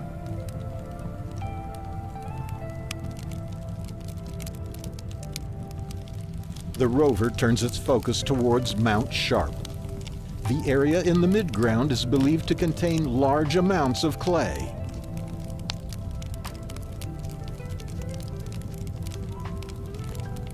This map shows the journey thus far. The rover has made it over the Bagnall Dunes, up onto Vera Rubin Ridge, and is making good progress up the base of the mountain. Curiosity takes a selfie at its current location on Vera Rubin Ridge.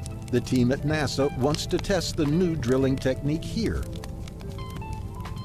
On Sol 1956, the rover performs a partially successful drill using the new so-called freehand method. At just 2 centimeters, the depth isn't enough to enable Curiosity to process the sample, but it's a step in the right direction. On Sol 2057, the team orders Curiosity to attempt another drill at a site named Duluth. This time, at a depth of 2 inches or 5 centimeters, the drilling is a complete success. This is the first drill sample taken in over a year, and the team at NASA is ecstatic. Curiosity's drill is back online, and this proves that the new technique, feed extended drilling, can and does work. While the rover is happy with its success, the Mars Reconnaissance Orbiter is circling the planet overhead and detects a dust storm starting to grow in size. The sample is transferred successfully into the sample inlet using a slightly different technique, aptly named the Feed Extended Sample Transfer, due to the now permanently extended position of the drill.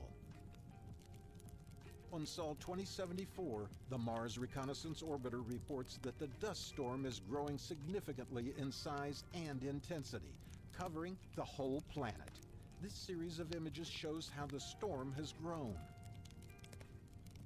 This image shows what the face of the planet now looks like.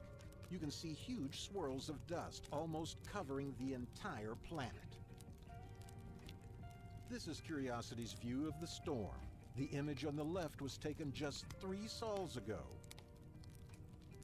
Curiosity wants to celebrate a successful drill in its usual way, by taking a selfie, so it does, even if it is a little bit dusty out there. Luckily for Curiosity, it has a nuclear power source and doesn't rely on, unlike some of NASA's previous rovers. One such rover, Opportunity, is currently exploring the other side of the planet and has been doing so for the past 14 years. Unfortunately, this is the last picture NASA received from the Opportunity rover. After 14.5 years of continuous, faithful service, Opportunity stopped responding and went into hibernation. The dust covered its solar panels, and the rover was unable to generate enough power to keep itself warm at night. Most of its components are thought to have been frozen and irreversibly damaged. It's unlikely the rover will ever come back online. As the storm begins to subside, the now lonely Curiosity rover takes another snap of the Duluth drill site. These 2 images show the site before and after the storm. Curiosity takes a quick picture of its drill to check for any damage from the new drilling method. All seems to be holding up well so far. Curiosity has an issue with its memory, stares at clouds in the sky, and witnesses a Martian eclipse.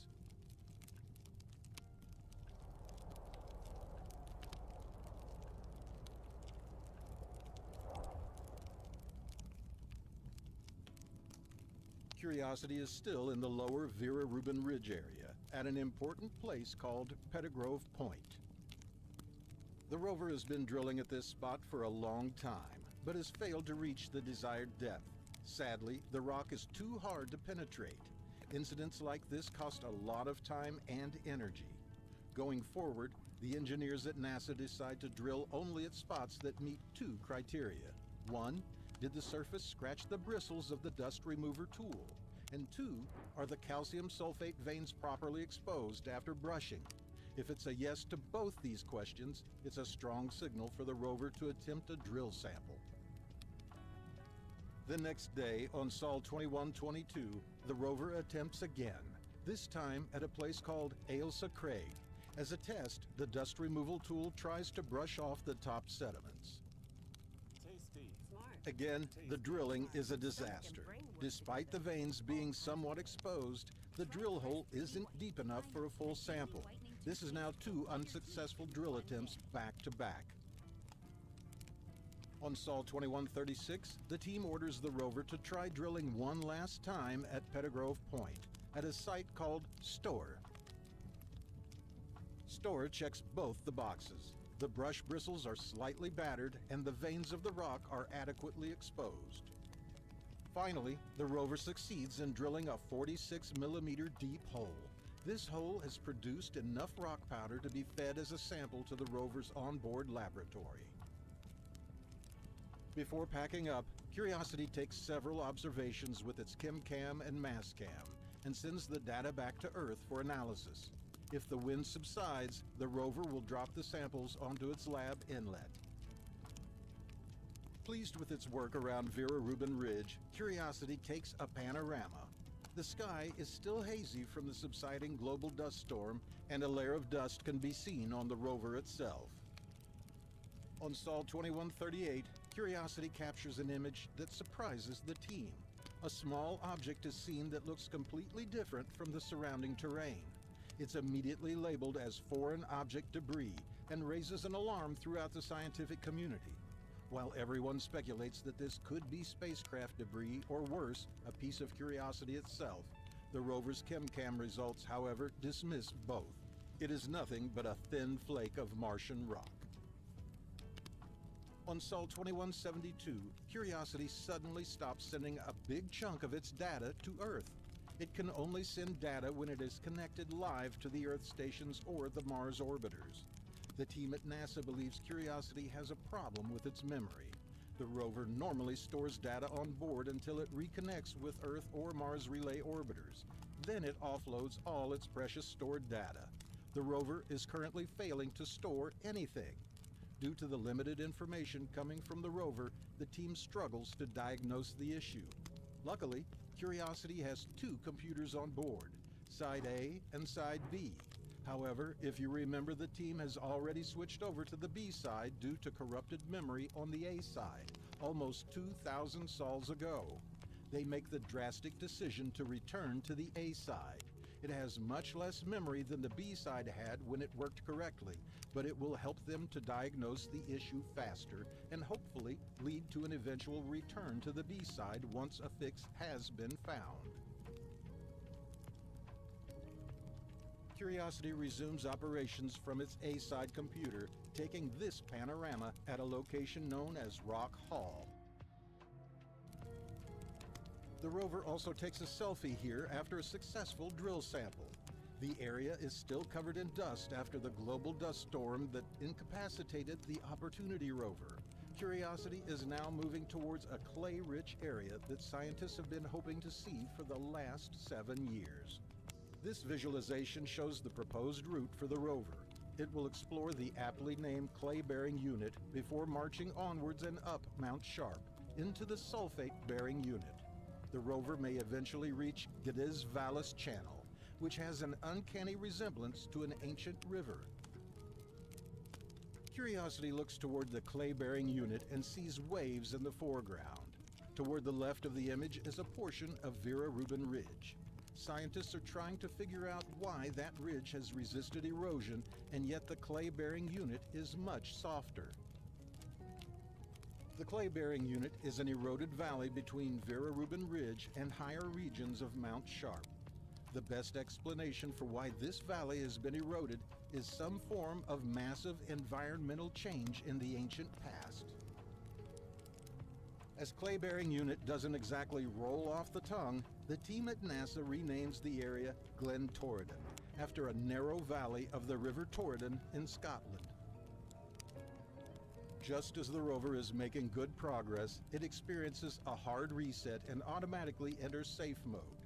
The team at NASA has since isolated the memory problems on the B-side computer and so switched the rover over to that side once again. Curiosity steadily gets back to business by first observing a Martian eclipse. This is the moon Deimos, the smaller of the two Martian moons, passing in front of the Sun. On Sol 2356, the rover comes across an incredible patch of pebbles in Glen Torridon. These rocks look like they've possibly been rounded by water over a long period of time. Curiosity looks to the sky once again and is lucky enough to see the other Martian moon, Phobos, passing in front of the Sun. This series of images shows that Phobos is the larger of the two moons, at about 8 miles or 11 kilometers in diameter. The eclipse lasts about 35 seconds in real time.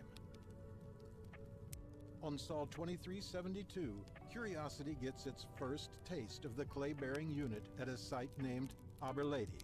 The drilling is a total success. When looking at the before and after images, we can see that the drilled rock and terrain surrounding it appear to have moved when the drill was retracted. The rover looks up and sees Martian clouds. These are likely water ice clouds about 19 miles or 31 kilometers above the surface. These clouds are so high that they are still illuminated by the sun, even when it's night at Mars' surface. Scientists can watch when light leaves the clouds and use this information to infer their altitude. The rover takes another drill sample nearby, and you guessed it, takes a selfie in celebration of a successful drilling. On Sol 2407, a wheel check is initiated. Nothing surprising is found. The team's damage mitigation efforts, driving over softer terrain, seem to be working well. There is also a plan B, in case the damaged wheels get in the way of the mission. The team would order the rover to scrape a wheel against a sharp rock, hacking off any bits that may damage some of the rover's more sensitive components. Curiosity views more clouds before setting off on a drive. The rover looks back at its tracks from its new location, known as Teal Ridge. By driving up the side of this ridge, the rover has access to an exposed unit of rocks. The rover takes a closer look at a site named Strathton. This boulder-sized rock has some interesting layering. An even closer look using the camera on the rover's arm shows the rock was created by the hardening of sediments deposited from both water and wind action. Curiosity takes a huge risk and climbs a very steep hill to get on top of a ridge, loses its balance, and takes a 1.8 billion pixel image.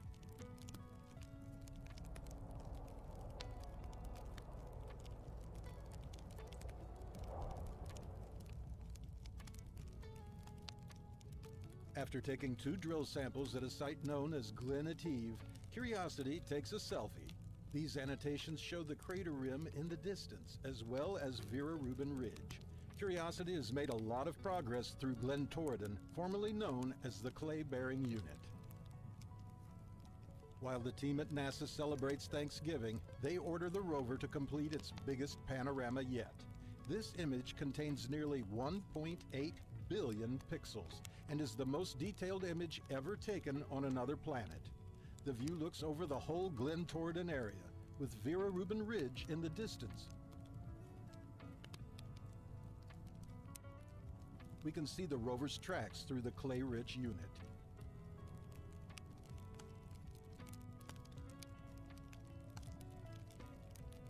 As we zoom in on the formidable Mount Sharp, we can see a ridge. This is part of what's known as the Green Hue Pediment, and Curiosity will eventually have to climb up it in order to access higher layers on the mountainside.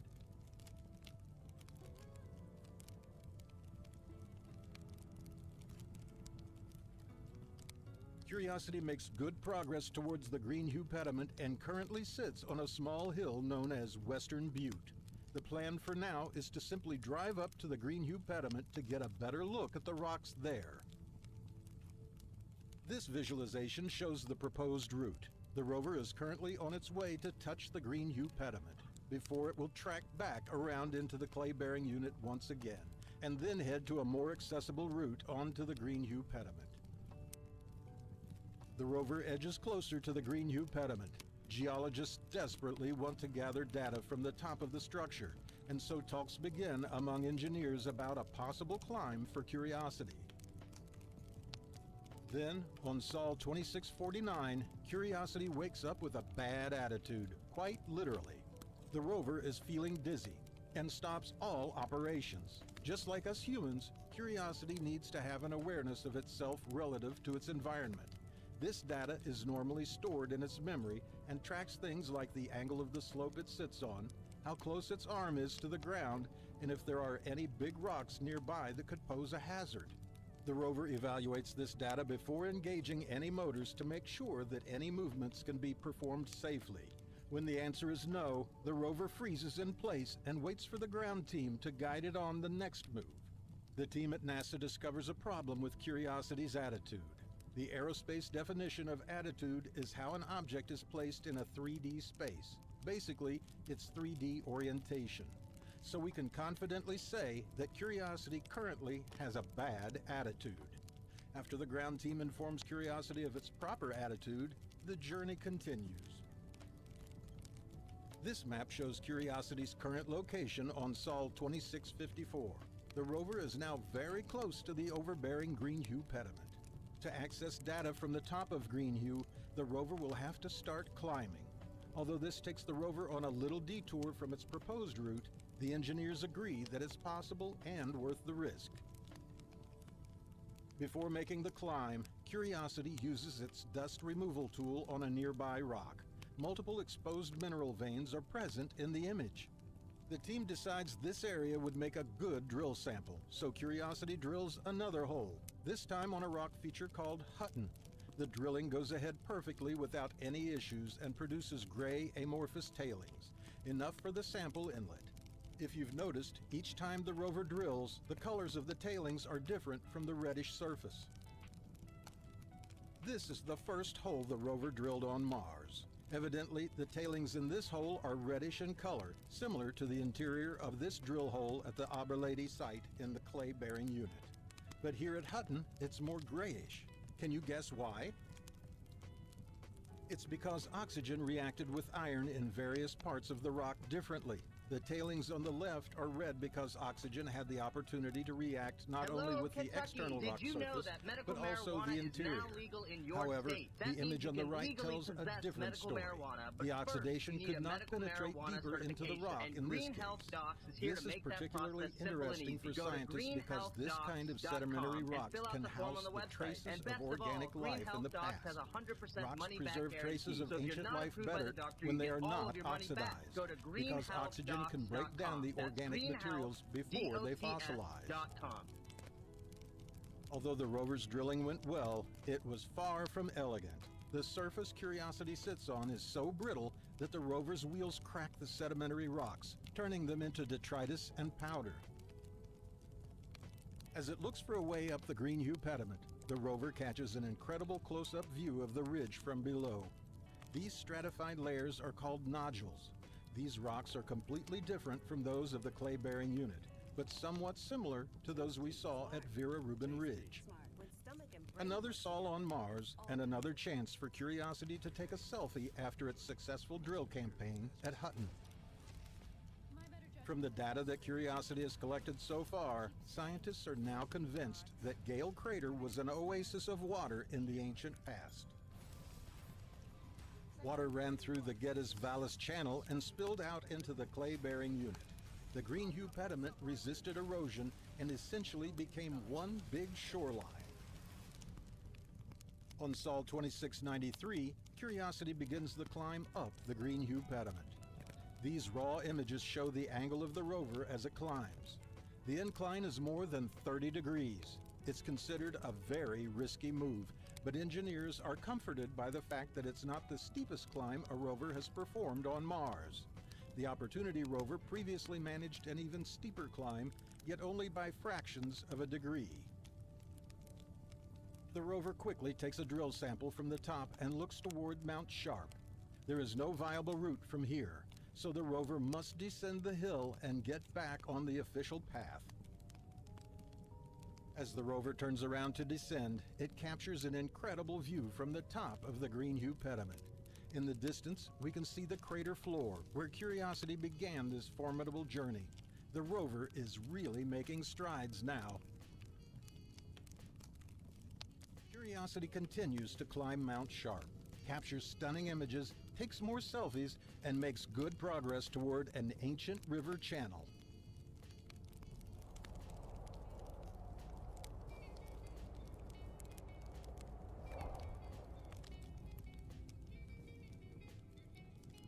Curiosity is currently watching a dust devil from its position at a site known as Mary Anning. The dust devil is estimated to be about 16 feet or 5 meters wide and at least 164 feet or 50 meters tall. The frames in this sequence were captured over 4 minutes and 15 seconds. The team decides it's a good place to take some drill samples and orders the rover to go ahead. Curiosity drills 3 holes. This time lapse shows one of the drill attempts. In reality, it took the rover over 20 minutes to complete, using the feed extended drilling method, which still seems to be working well. Engineers responsible for the drilling can instantly tell that the rock is very soft, based on the data from Curiosity's pressure sensors. It was so soft, in fact, that no percussion was required, only rotation from the drill. Curiosity celebrates in the usual way by taking a selfie. The rover will now spend a few sols putting together one of its most beautiful panoramas yet. In this image, some NASA scientists have described what they are seeing as a series of benches descending toward the crater floor in the distance. It's certainly a great view from here. The crater rim can be seen in the background.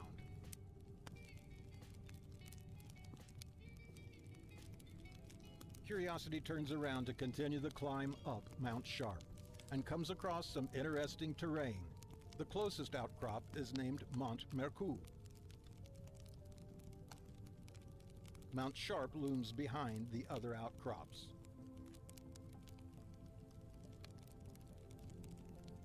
While looking up, the rover captures a special type of cloud. These iridescent or mother-of-pearl clouds are sometimes spotted here on Earth at high latitudes, but are very rare. They radiate different colors and occur when clouds are very high in the atmosphere. This type of cloud might actually be more common on Mars due to the thin atmosphere. The rover approaches Mont Mercou and takes 2 mosaics from slightly different positions. When put together, these images create a 3D effect. The rover team spots some clouds behind Mont Mercou. They order Curiosity to take a few more images, which are then combined into a video sequence. Each frame of the sequence is made from 6 individual images. The rover takes a selfie near Mont Mercou after a successful drill campaign at a site named Nontron. It's named after a village in France because the area on Mars contains nontronite, a rare type of clay. The mineral was named after the area that it was first found, the French village Nontron. Curiosity spends a little more time observing clouds before setting off on a big drive. The team orders the rover to look toward a mountain in the distance, and they give it the name Rafael Navarro Mountain, after the astrobiologist Rafael Navarro Gonzalez, who worked on the mission until he passed away on January 6, 2021. This image shows the proposed route. Curiosity will pass alongside Rafael Navarro Mountain and then climb up onto the Greenhue pediment once again, before proceeding to the exciting Geddes Vallis Channel. Before doing that, Curiosity cannot resist climbing up on top of Mont Mercou and taking a panorama. The other side of Mont Mercou is relatively flat, so it was an easy drive for the rover. Still, the team at NASA won't allow the rover to get too close to the edge. After a long drive, Rafael Navarro Mountain comes into range. The rover will pass alongside this to access higher layers on Mount Sharp.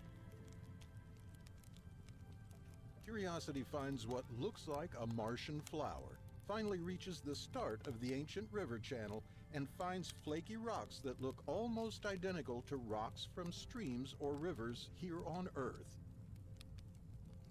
After a short solar conjunction, the rover is back online and looking at some strange nodules on the ground. They are seen in abundance in this area, and the team orders Curiosity to crush some using its wheels. The crushing doesn't go entirely as planned, but reveals a shiny substance within the rock. The rocks seem to be getting harder than those seen in the clay-bearing unit. The rover is making good progress and coming up to a small passageway between the Greenhue pediment and another big outcrop. This is given the name Maria Gordon Notch.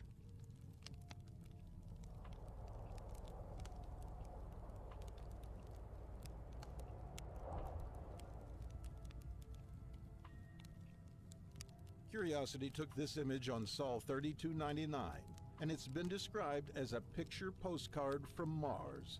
It shows the path back down Mount Sharp, and Rafael Navarro Mountain can be seen on the right. Curiosity takes a selfie on the way to Maria Gordon Notch. The rover will now pass through. On the way through, the rover takes this incredible mosaic. This could be the best image ever taken on Mars. The overhanging ledge, the abundance of mineral veins, and some strange features all make this outcrop very interesting.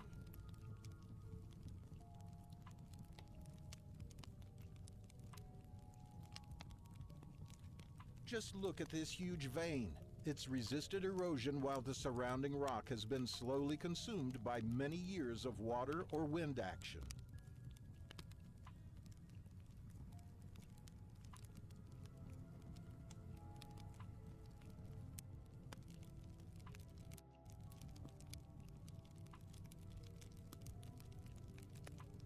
At the top of the outcrop, there are some strange-looking nodules. Why is it that these nodules only appear on top of the structure? Could it be possible that the area was once a flowing river and those nodules couldn't form under the intense water pressure? Curiosity would love to stay here a little while longer, but it has a mountain to climb. On Sol 3325, more clouds are observed in the Martian sky. You can see their shadows rolling across the landscape. This series of images shows the view directly above the rover. On Sol 3396, Curiosity finds what some people are describing as a Martian flower. This strange object is smaller than a coin and is covered by a thick layer of Martian dust. At first glance, it looks like a plant. However, NASA believes this to simply be a cluster of mineral veins left over after the host rock completely eroded. We don't often see formations like this on Earth due to the higher gravity and denser atmosphere. On Sol 3415, Curiosity decides to once again climb up on top of the Greenhue pediment. The rover takes this mosaic at the top, but there's a problem. The top of Greenhue is littered with what scientists are calling gatorback rocks, which could damage Curiosity's wheels. The rover will have to get back down and find another way into the river channel. This view of Greenhue shows a sloping landscape in comparison to the level layers of the outcrops in the distance. Could Greenhue have been an ancient slope into water? The rover takes a closer look at these sharp rocks before descending once again. This is the second time the rover has climbed and then had to descend from the Greenhue pediment. On Sol 3492, the rover comes across some flaky rocks that look almost identical to some rocks back here on Earth created by streams and rivers. On its 10th birthday, the rover sits here, at the start of the Geddes Vallis Channel. Its journey has been incredible. Curiosity has driven 17 miles or 28 kilometers. Curiosity has acquired almost 500,000 images, transmitted 31 terabytes of data, climbed more than 2,000 feet or 612 meters, and its findings have given way to 883 academic papers.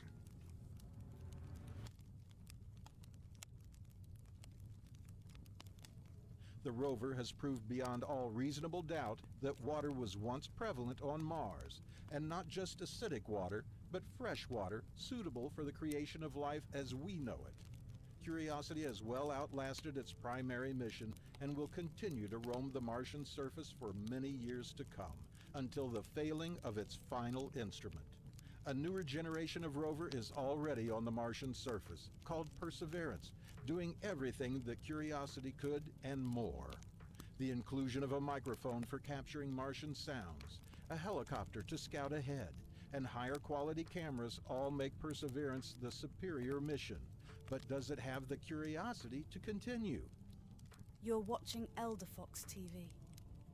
The journey with the Curiosity rover was nothing short of an emotional roller coaster, a saga of triumph and revelation. But now, brace yourselves for the arrival of Perseverance, the formidable big sister, poised to carve her own path across the Martian expanse. Join us as this extraordinary narrative unfolds, guiding us to the remnants of an ancient river on a distant side of Mars, where secrets of the past await discovery. In just 3 short months, the Perseverance rover has captured over 70,000 images, multiple audio recordings, and more than 4 videos of the Mars helicopter in flight. Strange noises,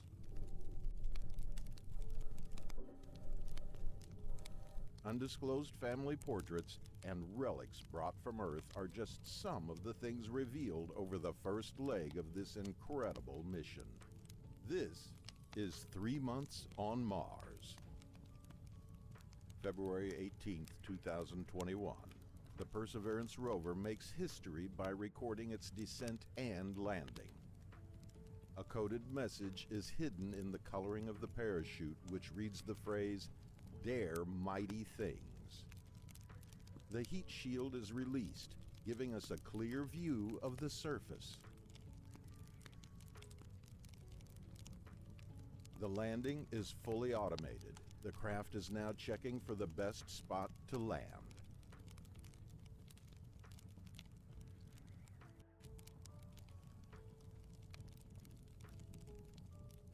The sky crane maneuver is initiated.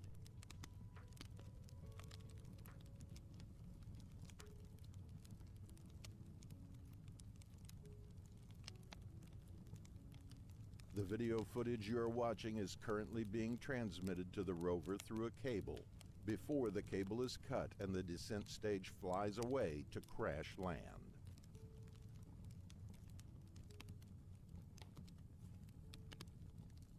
The Perseverance rover is safely on the ground. This is the first color image NASA receives. We are now in the Jezero crater, which is thought to be an ancient river delta. It's not just the rover that has landed on Mars. Along with it is the Ingenuity helicopter safely stowed underneath, and the names of nearly 11 million Earthlings. On these 3 fingernail-sized chips, the names are physically written, not stored electronically. This was done with the help of an electron beam, allowing the writing of very tiny features, less than 1 micron. The engineering team at NASA spends the next few days snapping pictures of all the systems aboard the rover, checking for any damage caused during the descent. During the following days, the team will begin to stretch out all the movable components leading up to the rover's first drive. On February 20th, the first sounds are obtained from the Jezero crater using the microphone on board the rover. At this point, the rover's mast, which the microphone is attached to, is still stowed away, so the sounds are a little muffled. A little wind can be heard, but mainly we hear the high-pitched noise of the rover itself.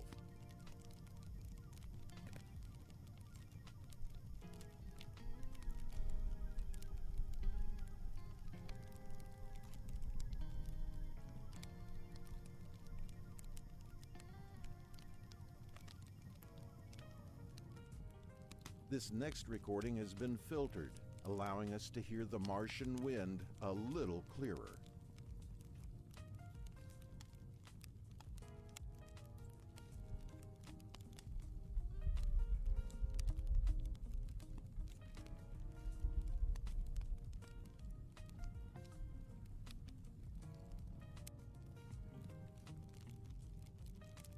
The Perseverance rover continues to take images of itself and its surroundings. A pattern is seen on the rover in some of these pictures. X have been time to start moving the rover.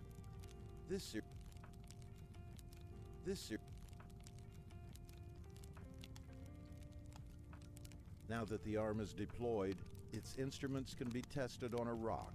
The team at NASA decides to zap a nearby rock with the laser, and even capture audio of the rock being zapped. The rover's SuperCam instrument also takes a close look at the rock.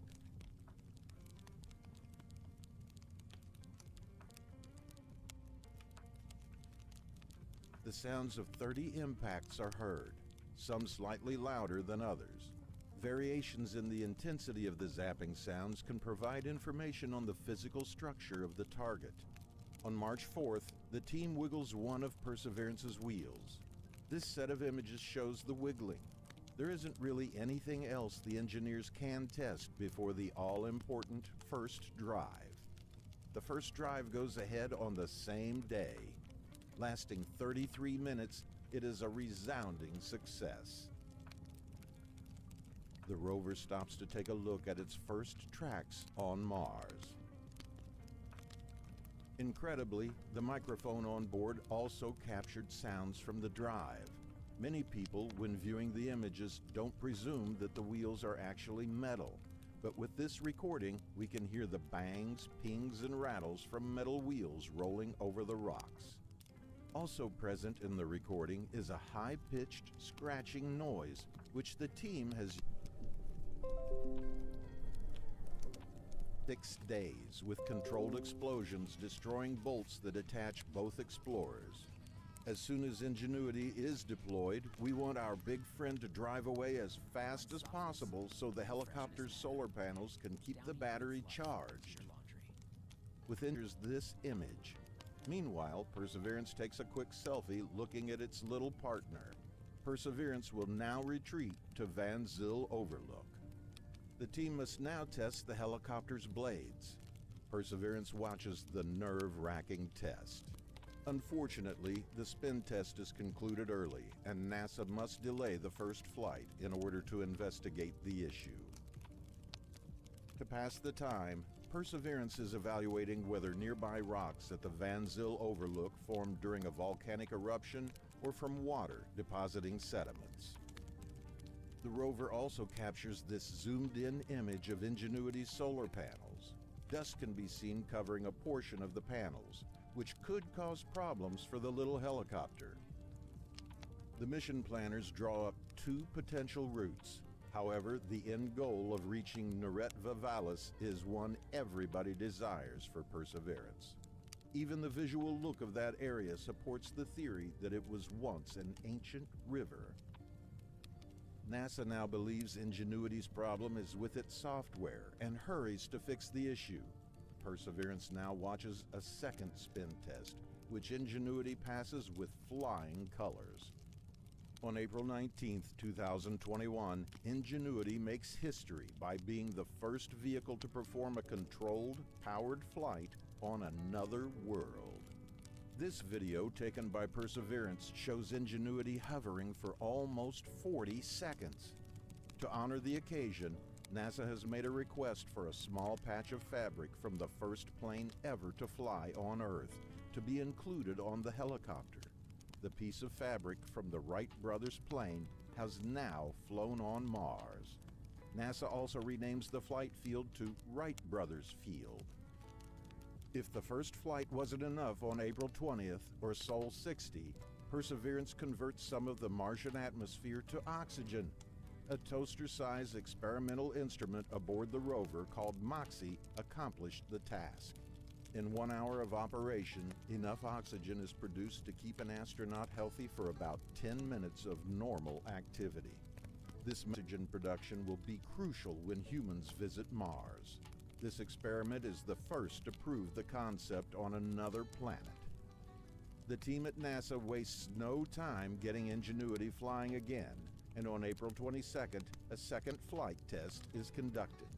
This time, the helicopter goes a little higher, 5 meters to be precise. This was also the first time the color camera on board Ingenuity was used, producing these images from the sky.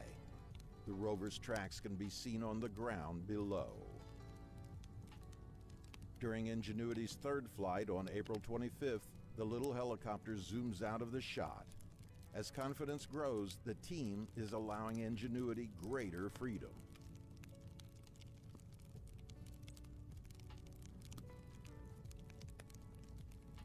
This image captured from the sky shows our big friend, the Perseverance rover, watching in the top left corner.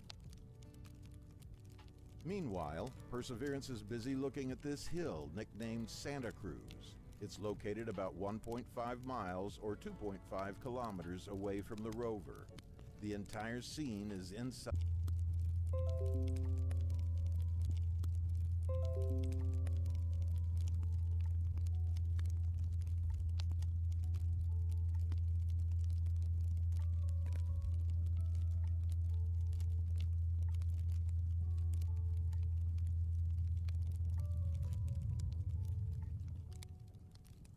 Up until this point, Ingenuity has been instructed to land where it started. However, for its fifth flight, the team decides to let the helicopter land at another location, one they had spotted during the previous flights.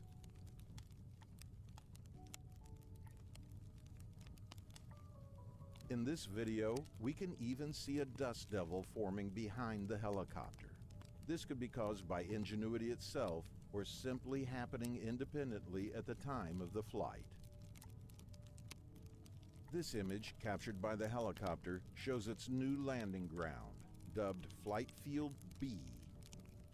Now that the flight technology has been fully demonstrated, Ingenuity will act as an aerial scout for Perseverance to help with the main mission of finding signs of ancient microbial life. From here on out, the rover will continue its journey on the vast Martian plains, with Ingenuity by its side. On May 10th, Perseverance uses its Watson instrument to take a close-up of a rock. The team is still trying to figure out if these rocks are basalt or if they were formed from the movement of water. The rocks on Mars are important, but the survival of our two explorers is vital. In the next episode, the safety of both Perseverance and Ingenuity is threatened. You are watching Elder Fox TV. We would like to thank our patrons for making this possible. Join us as we uncover the mysteries of Mars. In this episode, Ingenuity narrowly survives a routine flight, spots danger lurking ahead, and breaks its own records. Meanwhile, Perseverance travels to an area which could hold clues about ancient life, captures a huge dust storm, and encounters a mishap so... There are two primary inputs for the helicopter's autonomous flying. One is a momentum sensor, and the other is an algorithm that relies on images from the camera. 500 images are fed into the algorithm all with timestamps. The issue occurred because the camera failed to take just one image, meaning all the images taken afterward contained inaccurate timestamps. Luckily, the helicopter's stability system has a built-in margin of safety, and so still powered through to a soft landing despite the issue. Despite the troubles, Ingenuity manages to capture this color image. Looking toward a site of interest the team has named Sayata, the Navajo word for among the sand. The team believes that the capture of the 13-megapixel color image could have contributed to the flight issue, and so will not order the helicopter to take any more until the issue is fully resolved. Meanwhile, Perseverance is busy looking at this rock, which has gained a rather unfortunate nickname. We won't repeat it, but think of a long-running joke related to the planet Uranus. On June 1st, Perseverance and Ingenuity celebrate 100 sols on Mars. Here are some images from the day, including the Martian midday sun. The rover team plans out a more detailed route for Perseverance, first heading south to a site of interest called Ceuta, before retracing back north, skipping around the edge of 2 craters and heading to the most alluring site, nicknamed the Three Forks. This area is where an ancient river spilled into an ancient lake. With such a long drive ahead, NASA releases more information about how the rover navigates autonomously. This video shows what the rover sees when navigating. Small parts of the terrain reveal themselves as they move into range. On June 8th, Ingenuity prepares for its 7th flight. With the camera issue from the previous flight still freshly in mind, it's a nerve-wracking moment. Fortunately, the issue doesn't occur this time, and the helicopter performs a clean flight. The rover stops to take a quick look at this rock, which some scientists believe has similarities to volcanic rock back here on Earth. However, volcanic rocks are not what the rover is here for, so Perseverance carefully moves on, searching for sedimentary rocks. Another sol on Mars and another plume of dust is spotted. However, what the rover captures next is truly incredible. A vast cloud of dust sweeps across the landscape. This animation is made from just 3 images taken over a time period of 29 seconds. So in reality, the dust is moving much slower. To be precise, this animation is around 19 times normal speed. Here's a slightly smoother view at 5 times the real speed. On Sol 120, Ingenuity takes to the skies yet again. To follow along with the rover, the helicopter must now keep making regular flights, traversing the landscape. The rover will now need to go into autonav mode to speed up the drive to Ceuta. The team decides to test the new autonav software, sending the rover in a direction where they have spotted an obstacle.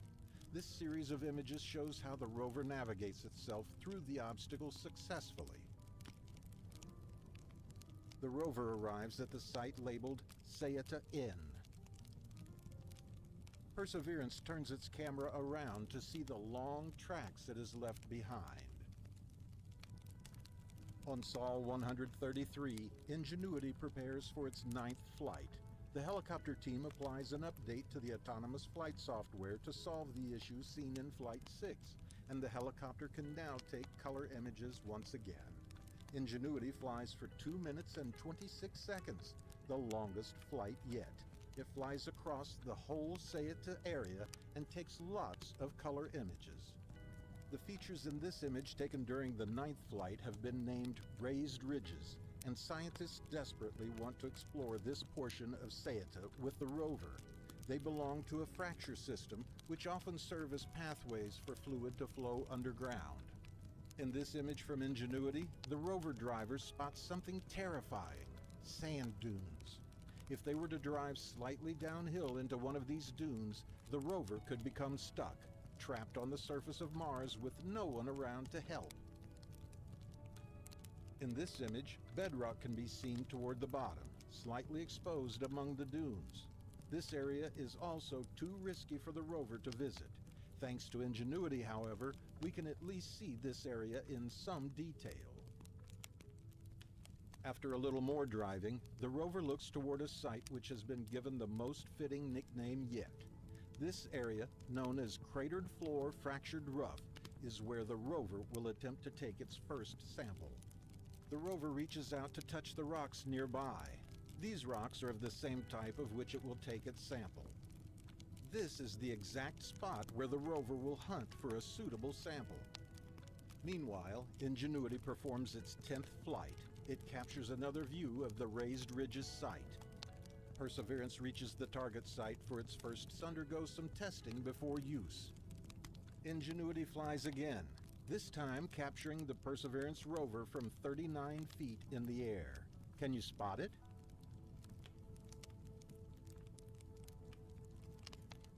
The rover is hard at work in its office, making sure to get the first sampling attempt right. First, its arm scours the rock it will attempt to sample. This is to check what's underneath the surface to ensure that the drill is not damaged. On August 6th, the rover successfully drills into the surface. The sample will be passed to the internal unit for inspection.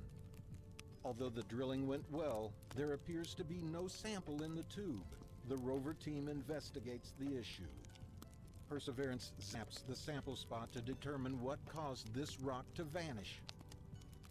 On August the 11th, the team at NASA determines that the rock was too crumbly and therefore broke into fine dust, rather than producing an intact core.